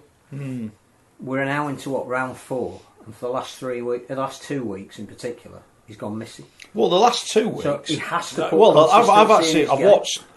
I've actually seen all of the Hull games so far, and they were. I've seen 3 of them live. One I watched the derby on the telly, but I watched when they played Hull KR. I watched them at Saints last week against Saints. Leeds in the first. Yeah. He looked like a man who didn't know when to pass the ball. He kept getting tackled in possession. And yesterday, I never saw him on the ball. No. He just didn't. He made a couple of good tackles on his own line at the end of the first half, in fairness to him. And you think, right, go on, kick. You want him to do well, but it's not happening for him. Need him to do well. It's not happening for him at the minute. And I think now you've given him what he wanted, he's got nothing. He don't want anything else. And I think, you know what? If I'm Lee Radford, I won't pick him next week. Just to try and kick him up the backside. The pack is good if everyone's fitting out there. It's big and horrible. Just what you want. Your outside backs are really good. Yeah. Josh Griffin yesterday was absolutely outstanding. How do you get the ball to them? Yeah. You've got the 2 components that are going to win you the game. But the most important bit is, how do you marry those 2 up? Sneed didn't have a great game yesterday.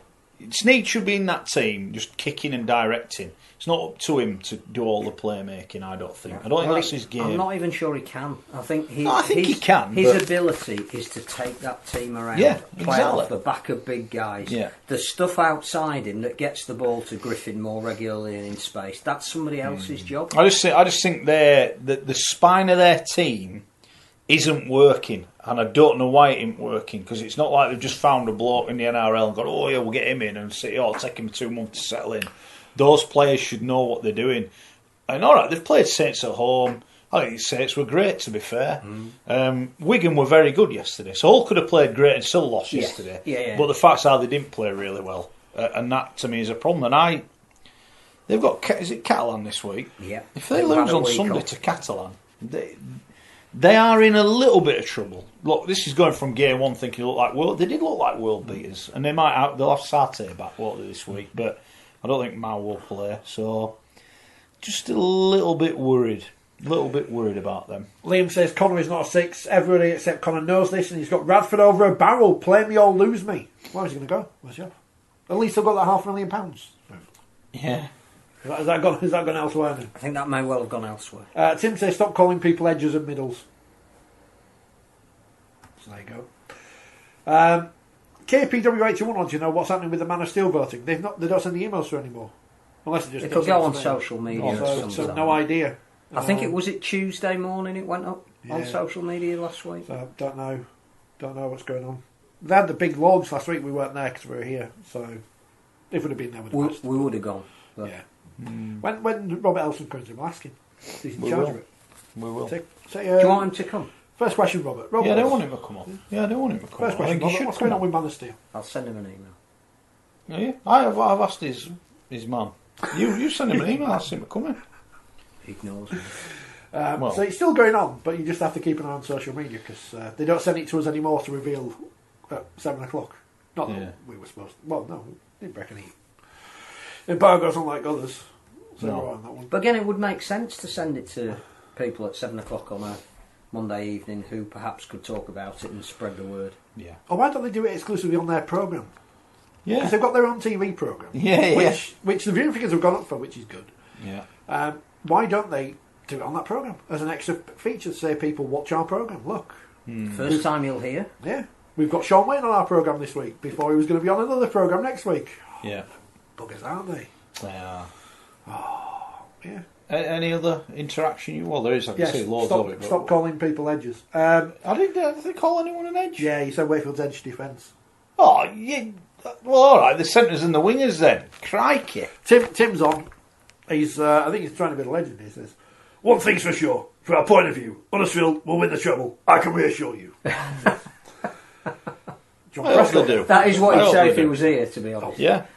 Simon Wolford, fan of the show. Fan of the show. Yeah. Jason says, top sides 1, 6 and 7 can all create. Hulls 1 and 7 don't have a passing game. Andy says, dead right Mark, Connor a centre, not a half. Did they need him in the centre?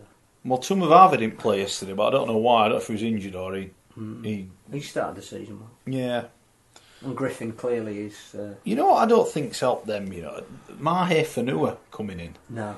Because I think they've done their recruitment and then he's become available and they've got him. And call me a sceptic, right? But he don't look fit to me. I mean, he's he's amazingly strong in a tackle. But you know what? They've gone, he won 2 Challenge Cup. We'll get him back. The fans will love it.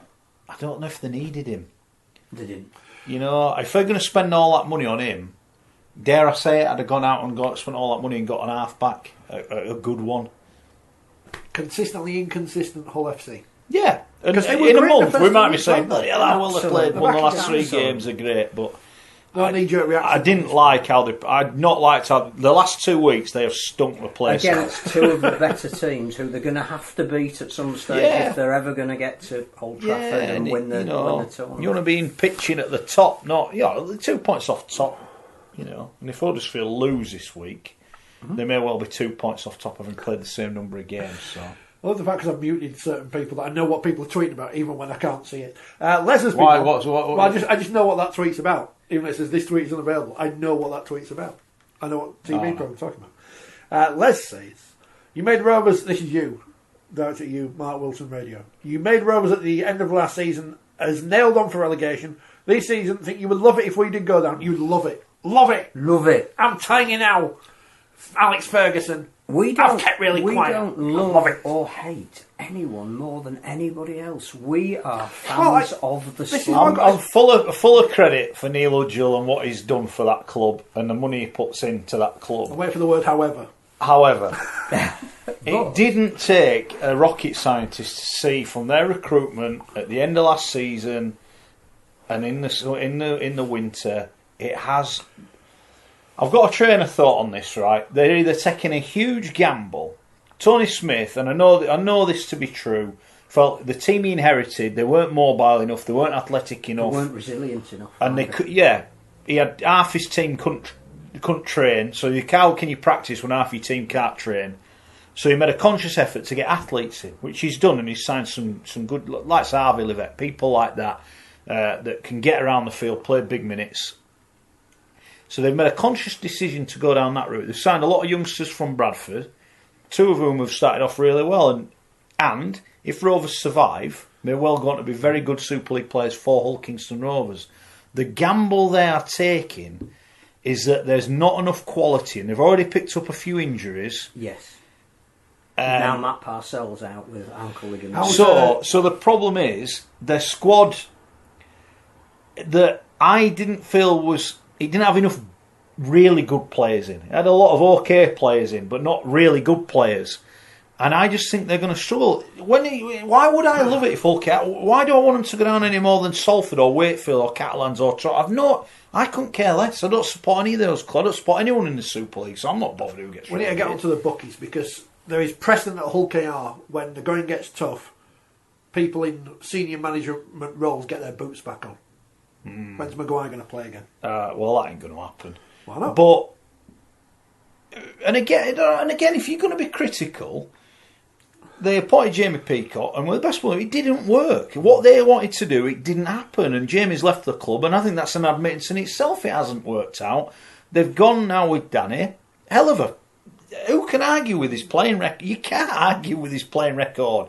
I'd argue he probably still should be playing now when you look at some of the players they've brought in. He isn't playing now. But what makes him going to be the great player, player recruitment? So look at the recruitment. And was it Les who met? Yeah. Look, Les, I said last year, if you didn't go down last year, you go down this year because of your recruitment. I look at what Hull do, right? Hull KR needs to become the biggest club in their own city, let alone worry about Super League. I think they took a hell of a risk as well in the knowledge that one of the most experienced halfbacks was retiring. Yeah. And that was announced early on. And I know that they weren't secure in their Super League future until late in the season. But that to me should have said, yeah, we may well get 20 players in, but one of the players we're going to get is an experienced halfback. Now, I know that they don't grow on trees, but no. Let's say, for example, would a Kevin Brown work at Hull KR at the moment? It's just somebody experienced to direct them around. With young athletic players. My point when I made it is they've gambled by going down the young, inexperienced but mobile route. But should if they get through one position and say, I think they should, we need a half. But they might. Tony Smith. Let's be fair. Hudge has spent the money. Yeah. So 20 players, he's not like he's gone. Well, I'm not. He's gone. No, there's the money. Do with it what you want. If they survive, they may well then kick on because they'll have some young players that have had a lot of game time, and then they might start going right. We want to be more selective with our bigger money signings. I also think they want to play a certain style of play. Yeah. Which isn't suited to these conditions at this time of the season. So I also think they want to play a certain style of play because they ain't got a big enough pack. Yeah, but a young, fast, athletic team on a fast ground in the middle of summer will cause more problems than I think you saw it against Hull. They came out and that try they scored was unbelievable. Yeah. That is what Tony Smith wants them to play like. Absolutely. But sadly, when you play like that, you make a lot more errors because they aren't 5 drives and a kick. They'll lob it around and see where it gets us, and sometimes it'll get you into trouble. But they've won one game. I just think, from what I understand, Wakey were that bad on the opening night of the season. Had they not been that bad, you'd be looking at them having lost 4 out of 4, and people are pointing, look at Toronto. Yeah, but Toronto have played Wigan away, Warrington away. And they've played Castleford away. Is getting better each week. Yeah, there's a progression. It's the old perception, isn't it? They may well end up on the same points. Well, from where Toronto look like they are, that would be a success for them. I also think that the part of the problem at Hull KR is that some of the names that they needed to be out there to bring on these younger players are the ones that have been injured. So they needed Mitch Garber out there every week because he is the man to get them going forward. They can't really afford Robbie Mulhern to be banned this week because if Garber isn't back, there is a lack of go forward. They can't afford to not have Matt Parcell now, having waited for him to come back. If he has done his ankle ligaments and that's 3-4 weeks best. Well, you talk about injuries. You mentioned Rutherford. Ulkar couldn't have had a worse start injury-wise. No, but Jamie Ellis being out injured, Abdul injured. Obviously, Mossam saw it, tragic thing that happened to him. Garbutt's knee's not right. We know that. A lot of injury doubts there. And the guys that they were going to be the glue that held those changes together are the ones that are getting injured. So it's an imperfect storm for Hull KR. It is, yeah. They've been very unlucky with injuries. Very unlucky. But that doesn't mean that we think they should go down or we want them to go down. I actually have a hell of a lot of time for Tony Smith. Yeah. And for the record, Les, I don't think anyone will get relegated anyway. So let's just 14 teams, super. That's what I think. Gets rid of loop games, suits everybody. See the tweet of the week in League Express this week was won by the head of the Players Union. Mr. Carvel. Yeah, he's been busy promoting boxing, but there you go. There are too many games. That's why the quality isn't always there. Players have 5 to 6 weeks pre-season and back into the season. Players can't have surgery or miss games if they do. Playing at that level knocks the suffering out of you. Proper prep and rest each year is essential. And I say it again, the Players Union. Stand up. Yeah. To be fair, if that was the NRL Players Union, they would be going on strike. Stand up. Don't just send tweets out. Don't just, reply to people on social media. Do something about it. The players, if they aren't there, we don't have a game. If we don't have the refs, we don't have a game. So if the refs aren't happy, say you'll take your labour away. The players can do the same thing. Yeah, they can. You're right. It's all right, whinging about stuff. Like I do, but I have no relevance in this sport. You do. So use your power, use your status for good for everyone. Or don't bother. That's on the same page as the exclusive interview with Izzy Folau, which is a complete and utter waste of ink. So what's it like being in France, Izzy? Oh, it's lovely. Cheers, Izzy. Thanks for coming. Waste of space. I shouldn't say things like that, should I? No, you got to be honest. And that's not a knock on him, the person, the player. It's a waste of time even saying, we've got an interview with him. But he's not saying anything. And you're not asking him anything. So don't bother. Yeah. Well, there you go. Oh, Chris says Toronto played Cass at home, not away. Well, but fair enough. Fair point.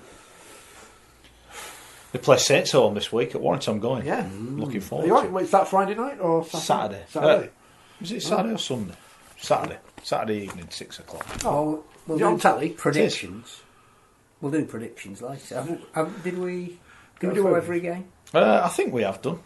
Do you want to do a bit more on Saints? Go on. And you were there. You can tell us all about it. I were a couple of pints in the pub. I thought Saints were magnificent. I thought they played absolutely superbly to be in the game for so long. Yeah. Because even though there is an absolute ruthlessness about the Roosters, who could well go down as one of the all-time great teams, I don't think we'll know how good this Roosters team are for another few years when we look back and go, they dominated a competition that couldn't be dominated. And the fact that they had a new scrum half and it didn't look like they'd missed a beat, they were magnificent. But Saints stayed with them virtually for the entire game. James Roby coming back was important, but he couldn't play. But you could tell that he was coming back from injury. Didn't do big minutes, so that put a lot of onus on some younger players and the way they stood up to their Aussies. Easy thing to say. I think Saints would have beaten quite a few NRL teams on Saturday night. I think they came up against an exceptional team who, when it really mattered, executed the big plays. And it was a bit like watching England or Great Britain, that Saints did make enough chances to win, but if you make 3 chances and don't take them, you are going to get beaten against the very best in them. It's a bit like England and Wayne Bennett. Wayne Bennett was trying to eradicate the opportunities that the opposition get, whilst also showing that we still haven't got the players that when it really, really matters and you've got to take that opportunity, we don't have enough of them. There was half a chance for Tommy Makinson out wide, and he dropped the ball. Now, I wouldn't blame Tommy for that. I just think that was a rushed play to try and get the ball out to him. At certain points, we don't have the players that can take that option that is going to guarantee a score. But Johnny Lomax was magnificent. We know he's made a fantastic start to the season, but even in that company, I think he looked like he had time, which all the great players do. Clearly Walmsley and Thompson were excellent. But just a wonderful game. You could not take your eyes off the game. The speed of the game, the intensity in the defence. Yeah, I thought it was well refereed in that the players took centre stage. There were innumerable occasions when the referee could have stopped play. If there was that push and shove between Walmsley and Victor Radley. It just play on, and that's what we want. I thought the tries that the Roosters scored were beautifully created, which again, there's no real disappointment if you're conceding tries that are just brilliantly executed. Willie Manu is turning into the centre that scores the points when it really matters in the big games, and it put rugby league on a pedestal. And I know there was a lot of other sport on this weekend, International Rugby Union, some big Premier League football matches, but that was up there as a spectacle, as an event, as two teams who were producing their absolute best to try and beat each other. Hats off to both. Both coaches were magnificent in the press conferences afterwards, stressed all the right things. I tweeted at the end of the game, and I still believe it, that should have been our opening match of the season. If you can start a season with something that good in a sell-out stadium that people are taking notice of, and your competition goes on the back of that, rather than have your 3 weeks and then throw this in somewhere while all the other games are being played and then go back to playing league games straight after, make that your starting point. People will argue all the time about whether the World Club Challenge should be at the end of the end of the previous season or the beginning of this. It is going to be at the beginning of the next season. Because both teams will tell you after a grand final they are busted. I remember asking the guy that from the Cowboys. Neither one nor other is going to fly halfway around the world. We couldn't put a team out. No, yeah. And that is our international window, and we've spoken a lot about how important the international game is. All of the players that win grand finals are eligible to play in the internationals because they're clearly at the peak of their game. So there are some coaches that won't coach their team in the World Club Challenge. There are some players that won't play in games that will have been germane to the success in getting there. I remember Gareth Ellis made his debut for Leeds in a World Club Challenge. He hadn't played for the team the year before. He just happened to make his debut. That's going to happen.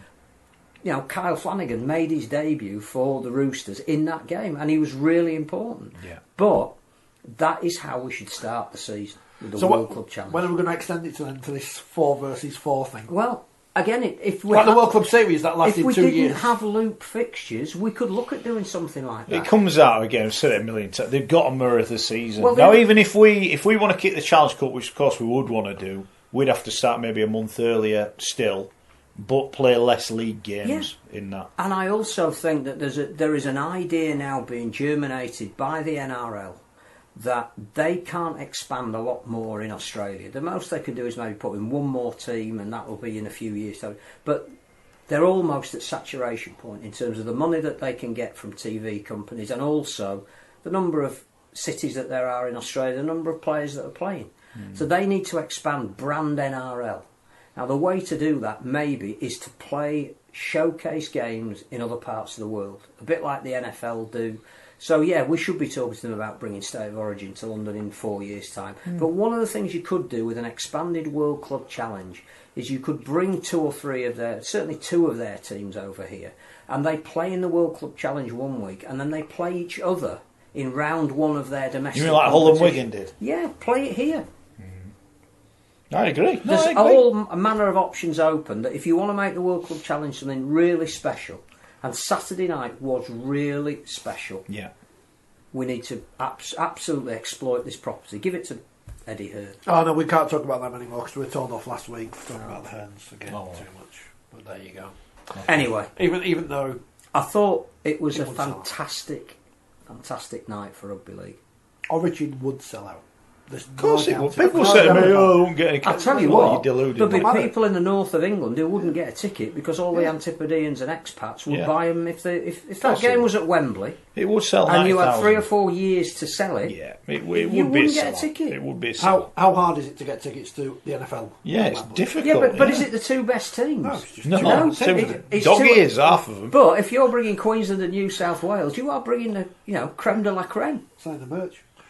Tim says it didn't get on the news I think it's unfair to compare it to the Women's World Cup because that is the Women's World Cup cricket. That's the top thing going on. It's unfair to compare it to that. It may have had more chance of getting on the news if it was the only game we played this weekend. And you can easily say, well, they sent those people out to Catlands the other week, didn't they? And you would be right. So then you need to contact Newswatch at the BBC and ask them why they did that and didn't do that.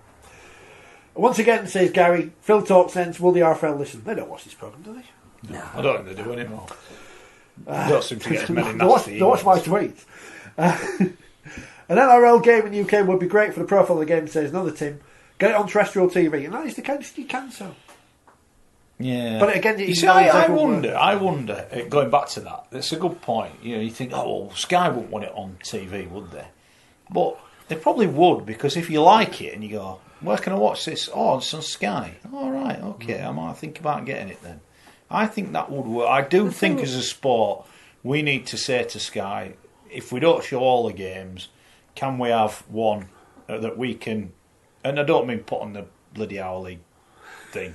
Or free sport. No. Even if it's on, I want it available for everybody to watch. Yeah. That's the way you'll get a buy-in. That's the way you'll get an audience. And I think I reckon that'd help Sky personally. But if you didn't go and watch the Roosters play St Helens because it was a sellout and you couldn't get a ticket, or you thought maybe I've been to see my team this week and I can't afford to go to 2 games, or the weather wasn't right, but you knew that next weekend the Roosters were playing Melbourne, let's say at Ellen Road, because maybe they would go for a big stadium that would, and you'd known about that fixture a year in advance. Yeah. You might want to go. So we almost did the World Club Series wrong, didn't we? Instead of having meaningless games between a team who finished second in the Super League and a team who finished second in the NRL, we just invited 2 good Australian teams over to play each other. Well, why wouldn't you have, for example, Melbourne coming over to play Warrington, because Warrington won the Challenge Cup. Now again, knowing the way Warrington are marketing their games at the moment, that would have been a sellout at Warrington. Yeah. And if then you can, both of those teams have had a hit out, they then stay on and play a meaningful round 1 game here. Yeah. Everybody wins. Yeah. I know we have listeners in Canada, by the way, who get and Canadian people are very upset on social media over the past few weeks because their games haven't been on telly. I think they have to realise that, yes, all your baseball games, all your basketball games are on telly in North America. But we ain't got that much money to do proper coverage of every single game. And here's the other thing, which people forget when they say every game should be on TV. And maybe they shouldn't, maybe they shouldn't. There's arguments for and against. Not every Premier League football match is shown live on TV in this country. No. Now, around the world they are, yes. Yeah. I know that. I'm fully aware of that. They've also got more money to send all the cameras there and everything. But not every Premier League football match is shown live on TV in this country. So why would you expect every Super League game to? Just because in the NRL, different country, different everything. Yeah, well, you have to remember, people think they've got a divine right to watch everything live on TV, and they haven't. I also think there's something about the NRL, something they do right that we need to think about as well, is their pre-season games are now all going to country areas or different countries. Yeah. They are expanding their market with matches that people are very grateful to see in the areas that they're taking. So the people of PNG that watched Canterbury and Cronulla this week, they don't really care that wasn't a game that counts for competition points. They absolutely mobbed the guys that had come over to there. And you know, a lot of the country areas that have had terrible fire damage, they're going to get an NRL game this weekend. Well, we need to do that. We need to look at, if we're going to have a pre-season game, you know, between Leeds and Wakefield side, instead of we're playing it at Headingley, where can we take it where it's going to make a difference to the game? Yeah, so it's a fair point, but I think we play that many games. Yeah, but if they're playing the games anyway, let's make some added value out of them. Yeah. I think the loop fixtures should go on the road, really. Yeah. I think, and we've mentioned this before. The loop fixtures should go. Well, yeah, of course, we all do, but on the road. I think even if you said to the teams, right, you've got to play 1 game, you know, half of you will play 1 game on the road, and next year the other half will play a game on the road. I think that's worth looking at. And that's what, for me, Robert Elston should be proposing to the clubs, or have the power to bring in, rather than... I I heard him give that impassioned speech about the NRL have got to buy into this World Club concept now, and it's all Super League that are putting up the money. And I thought, I've heard that somewhere before. I went back to 2019 when the World Club Challenge was played between Wigan and Cronulla at the DW Stadium, and somebody called Robert Elston said, the NRL have really got to buy into this concept, and word for word. All-Stars game, would that work? Or that would just be England versus the Exiles again, wouldn't it? Here. We don't have that. We don't have that history or culture of all-star fixtures, do we? That worked because there is a real cultural reason to have that. And we game. don't have that here. And we don't have. No, that is one thing you cannot replicate. And full credit to the NRL for and the clubs. I mean, there's not many of our clubs in pre-season would allow their best players to play for a representative team. 4 of them who played for the Indigenous have come back injured. The season hasn't even kicked off yet. Yeah. But the clubs have all released players. Yeah. Oh well. Good stuff. Right. Let's not go to Yorkshire, Lancashire, because that's just... No, it's not the same. Any more for any more? I don't think so, unless you want to start the... Well, it's prediction time, isn't it? Yeah. Let's do our prediction. Oh, gosh. Prediction time. How did we do? Have we got an updated table? Yes. Oh, good. You had a good week because you predicted Leeds would win by 14 points, and they did. I was gutted because Hull Kingston Rovers scored a late try because I had Huddersfield by 22. So cheers, Giants. Sickener. Simon, thank you very much. So what's Phil's top, is it? Phil's top. Apart from the fact that, I mean, Phil got all 5 results right last week. We got 4 out of 5, but you got 1 spot on. So we both went for Wakefield, didn't we? Yeah. We were making that mistake. We didn't figure out for the magic of Ollie Holmes and his headband. So what can you do? Nah. I don't know which one's kicking. So Phil's got 39 points. Yeah. You've got 35 and I've got 32. Right. I don't know who other is. There's other on the thing, but I don't know. Well, I guess that's when we have a 4th person. Yeah. Right. Okay. Hull KR Castleford. Phil Castleford. Just think Hull KR are busted at the moment. This game's come too early for them. I think they would have done anything to have a couple of extra days. Mulhern now we know isn't playing. Cass confident, coming off a comprehensive second half against Wakefield, and no matter how we think Wakefield played, Cass did a decent job in that second half. John Wells told me so, they must have done. I can only see a Cass win, and I'll go Cass by 12. We never got to talk about Phil Clark's roll net, did we? Roll up. Captain Birdseye. Great line from Brian Carney. He knows what he's doing. Don't think you don't know what he's doing. Last week, Cass won the Adam Martini Trophy. Great to see Frank Martini on the pitch as well after the game. This week they'll win the Roger Millwood Trophy because they're going to beat Hull Kingston Rovers, and I think it'll be comfortable.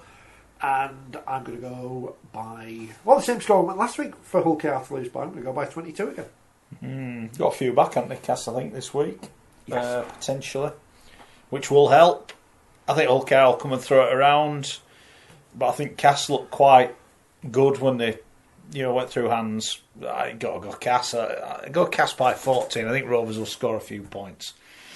Leeds Warrington, the Friday night game. Oh, 1 game on a Friday night. It's great. It's on the telly and everything. Really? Brilliant. Big old right. Yeah. Come on, Leeds Warrington.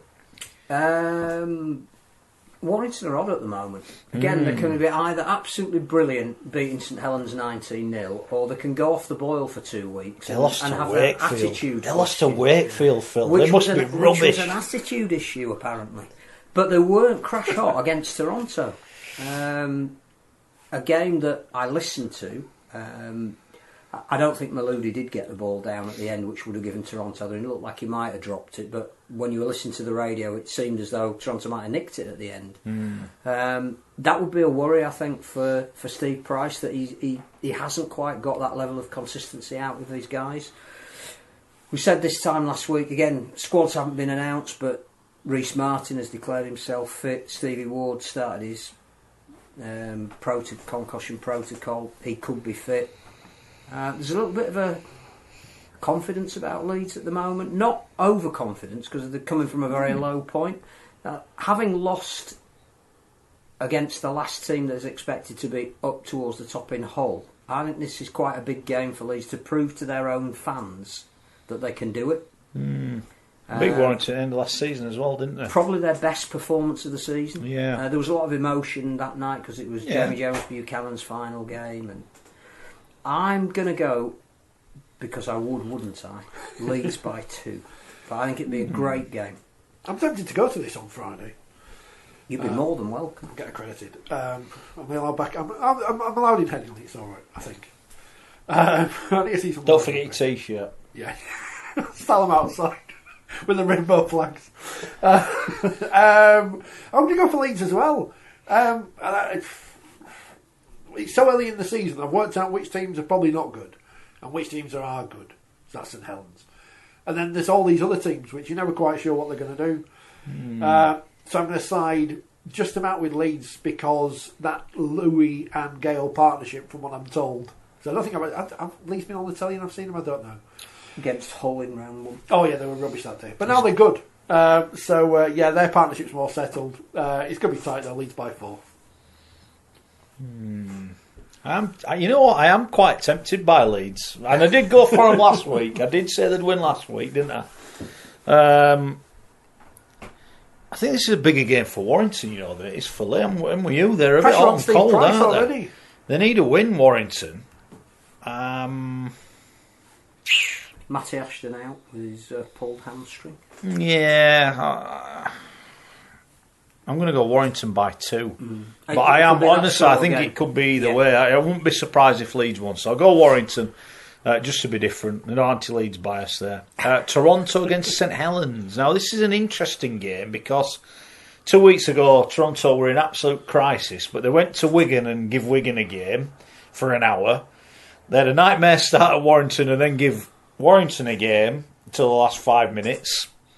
Saints coming off the back of a brilliant performance last week, but at what cost? Will have taken something out of him because it does every year for every team that plays in the World Cup. You have to be at such a high. Yeah, that was a grand final style performance from them. And you have to come down from that and play again against a team that you're expected to beat. That's a big psychological ask. The only problem with making predictions this early in the week is we genuinely don't know who's going to be available for Toronto. No, we've been doing it for a couple of years, so don't worry about it. There could be 20 players or there could be 17. We don't know. I think it's a very good chance for Toronto to make a bit of a statement this week. But I just have a feeling that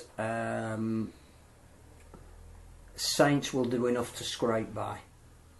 But I think they will be pushed probably till very late on. I'm going to go Saints by 4. I've seen this film before and I know what happens. It's like when Crusaders signed Gareth Thomas and he didn't score any tries, and then they played Wakefield and he scored a try.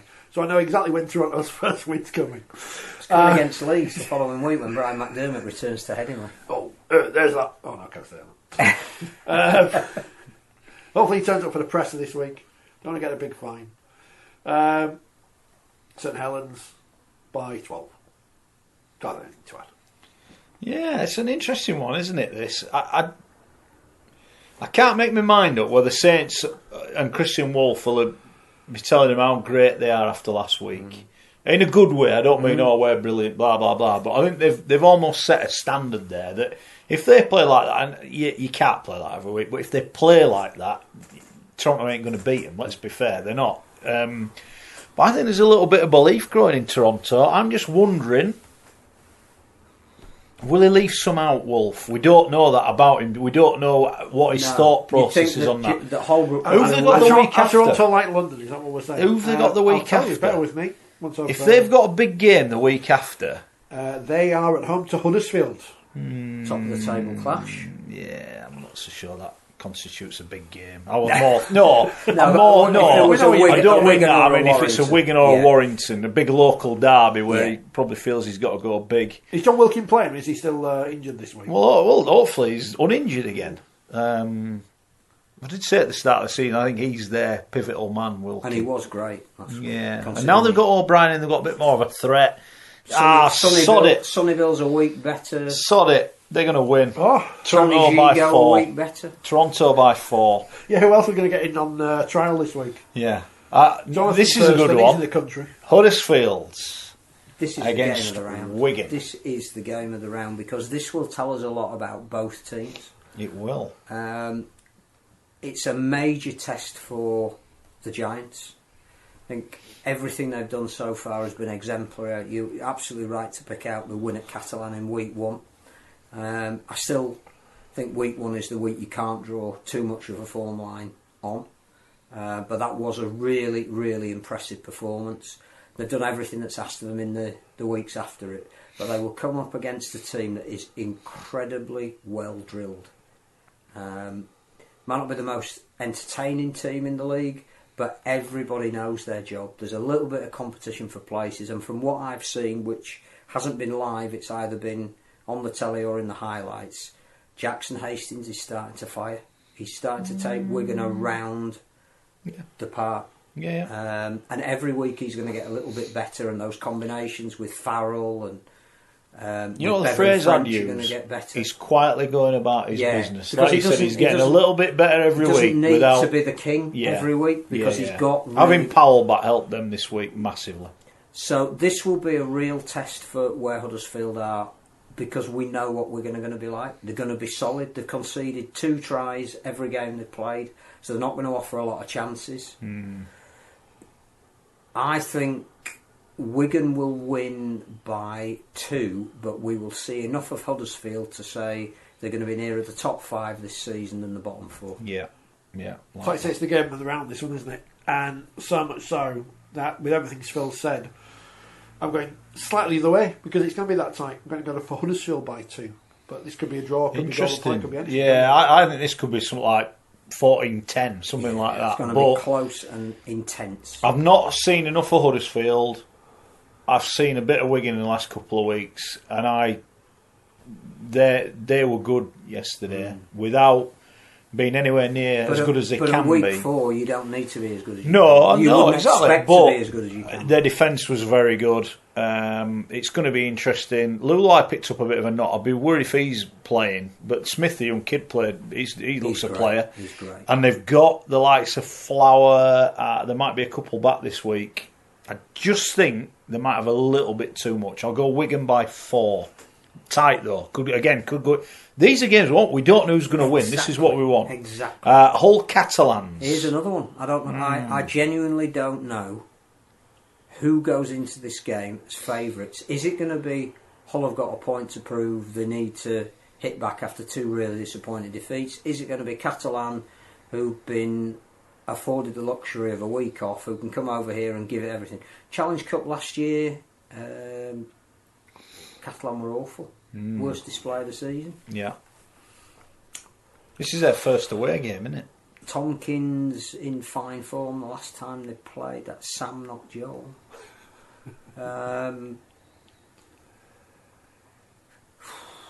I'd like to think that Hull at home are going to be extremely difficult to beat all season, irrespective of who they're playing. But I think there's some weaknesses there. Is Kelly going to play? Will it be Connor? But that immediately puts pressure on Kelly. Like, you've got to be our saviour. Yeah, maybe. I don't know. Maybe it does. I don't know. I'm struggling on this one. I'll be honest with Phil. I genuinely don't know which way to go. I don't think there's a form line on this because Catalan have only played 2 games. No, first away game, sticky one, isn't it? But I'll stick my neck out and go Catalan by 4. Ooh.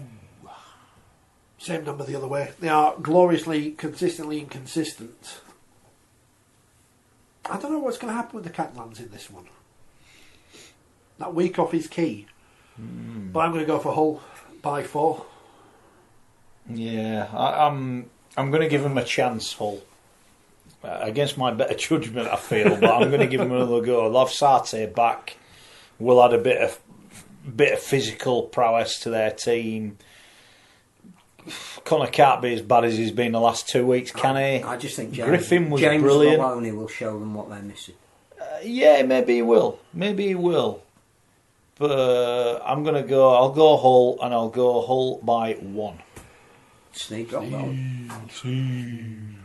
Salford against Wakefield. The game of the week. This is on the basis of the fact that nothing is decided this early in the season. What it does is it sets you up for your next 4 or 5 games.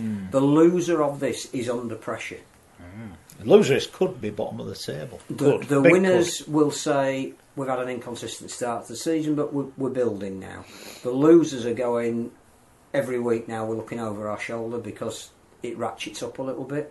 My real concern for Wakefield is losing another 2 players. So whereas we've talked about there are some teams that don't get injuries, there are other teams that can't stop getting injuries. Hull KR and Wakefield this year are partly where they are in the table because of the number of players they haven't got available to them. And you know, I'm still not sure where Ryan Hampshire's best position is, but I know that when Danny Bruff's out, you can't really afford not to have Ryan Hampshire. Yeah, no, I think he's improved, I have to say that. And I have to say that I probably saw enough in Salford's play through the likes of Dudson, Paulie, to say that they'll probably just have a bit too much power for Wakefield this week. Okay.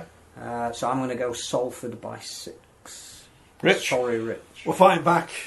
We're going to win by 8. Okay. Well, I'm, as I know to my cost, Wakefield don't have a good record at Salford in recent times. I think this is must win for Salford, although notice they've only scored 50 points in 4 games. That needs to improve. I'm going Salford by 6. That's it, we've done. We've run over again, amazingly.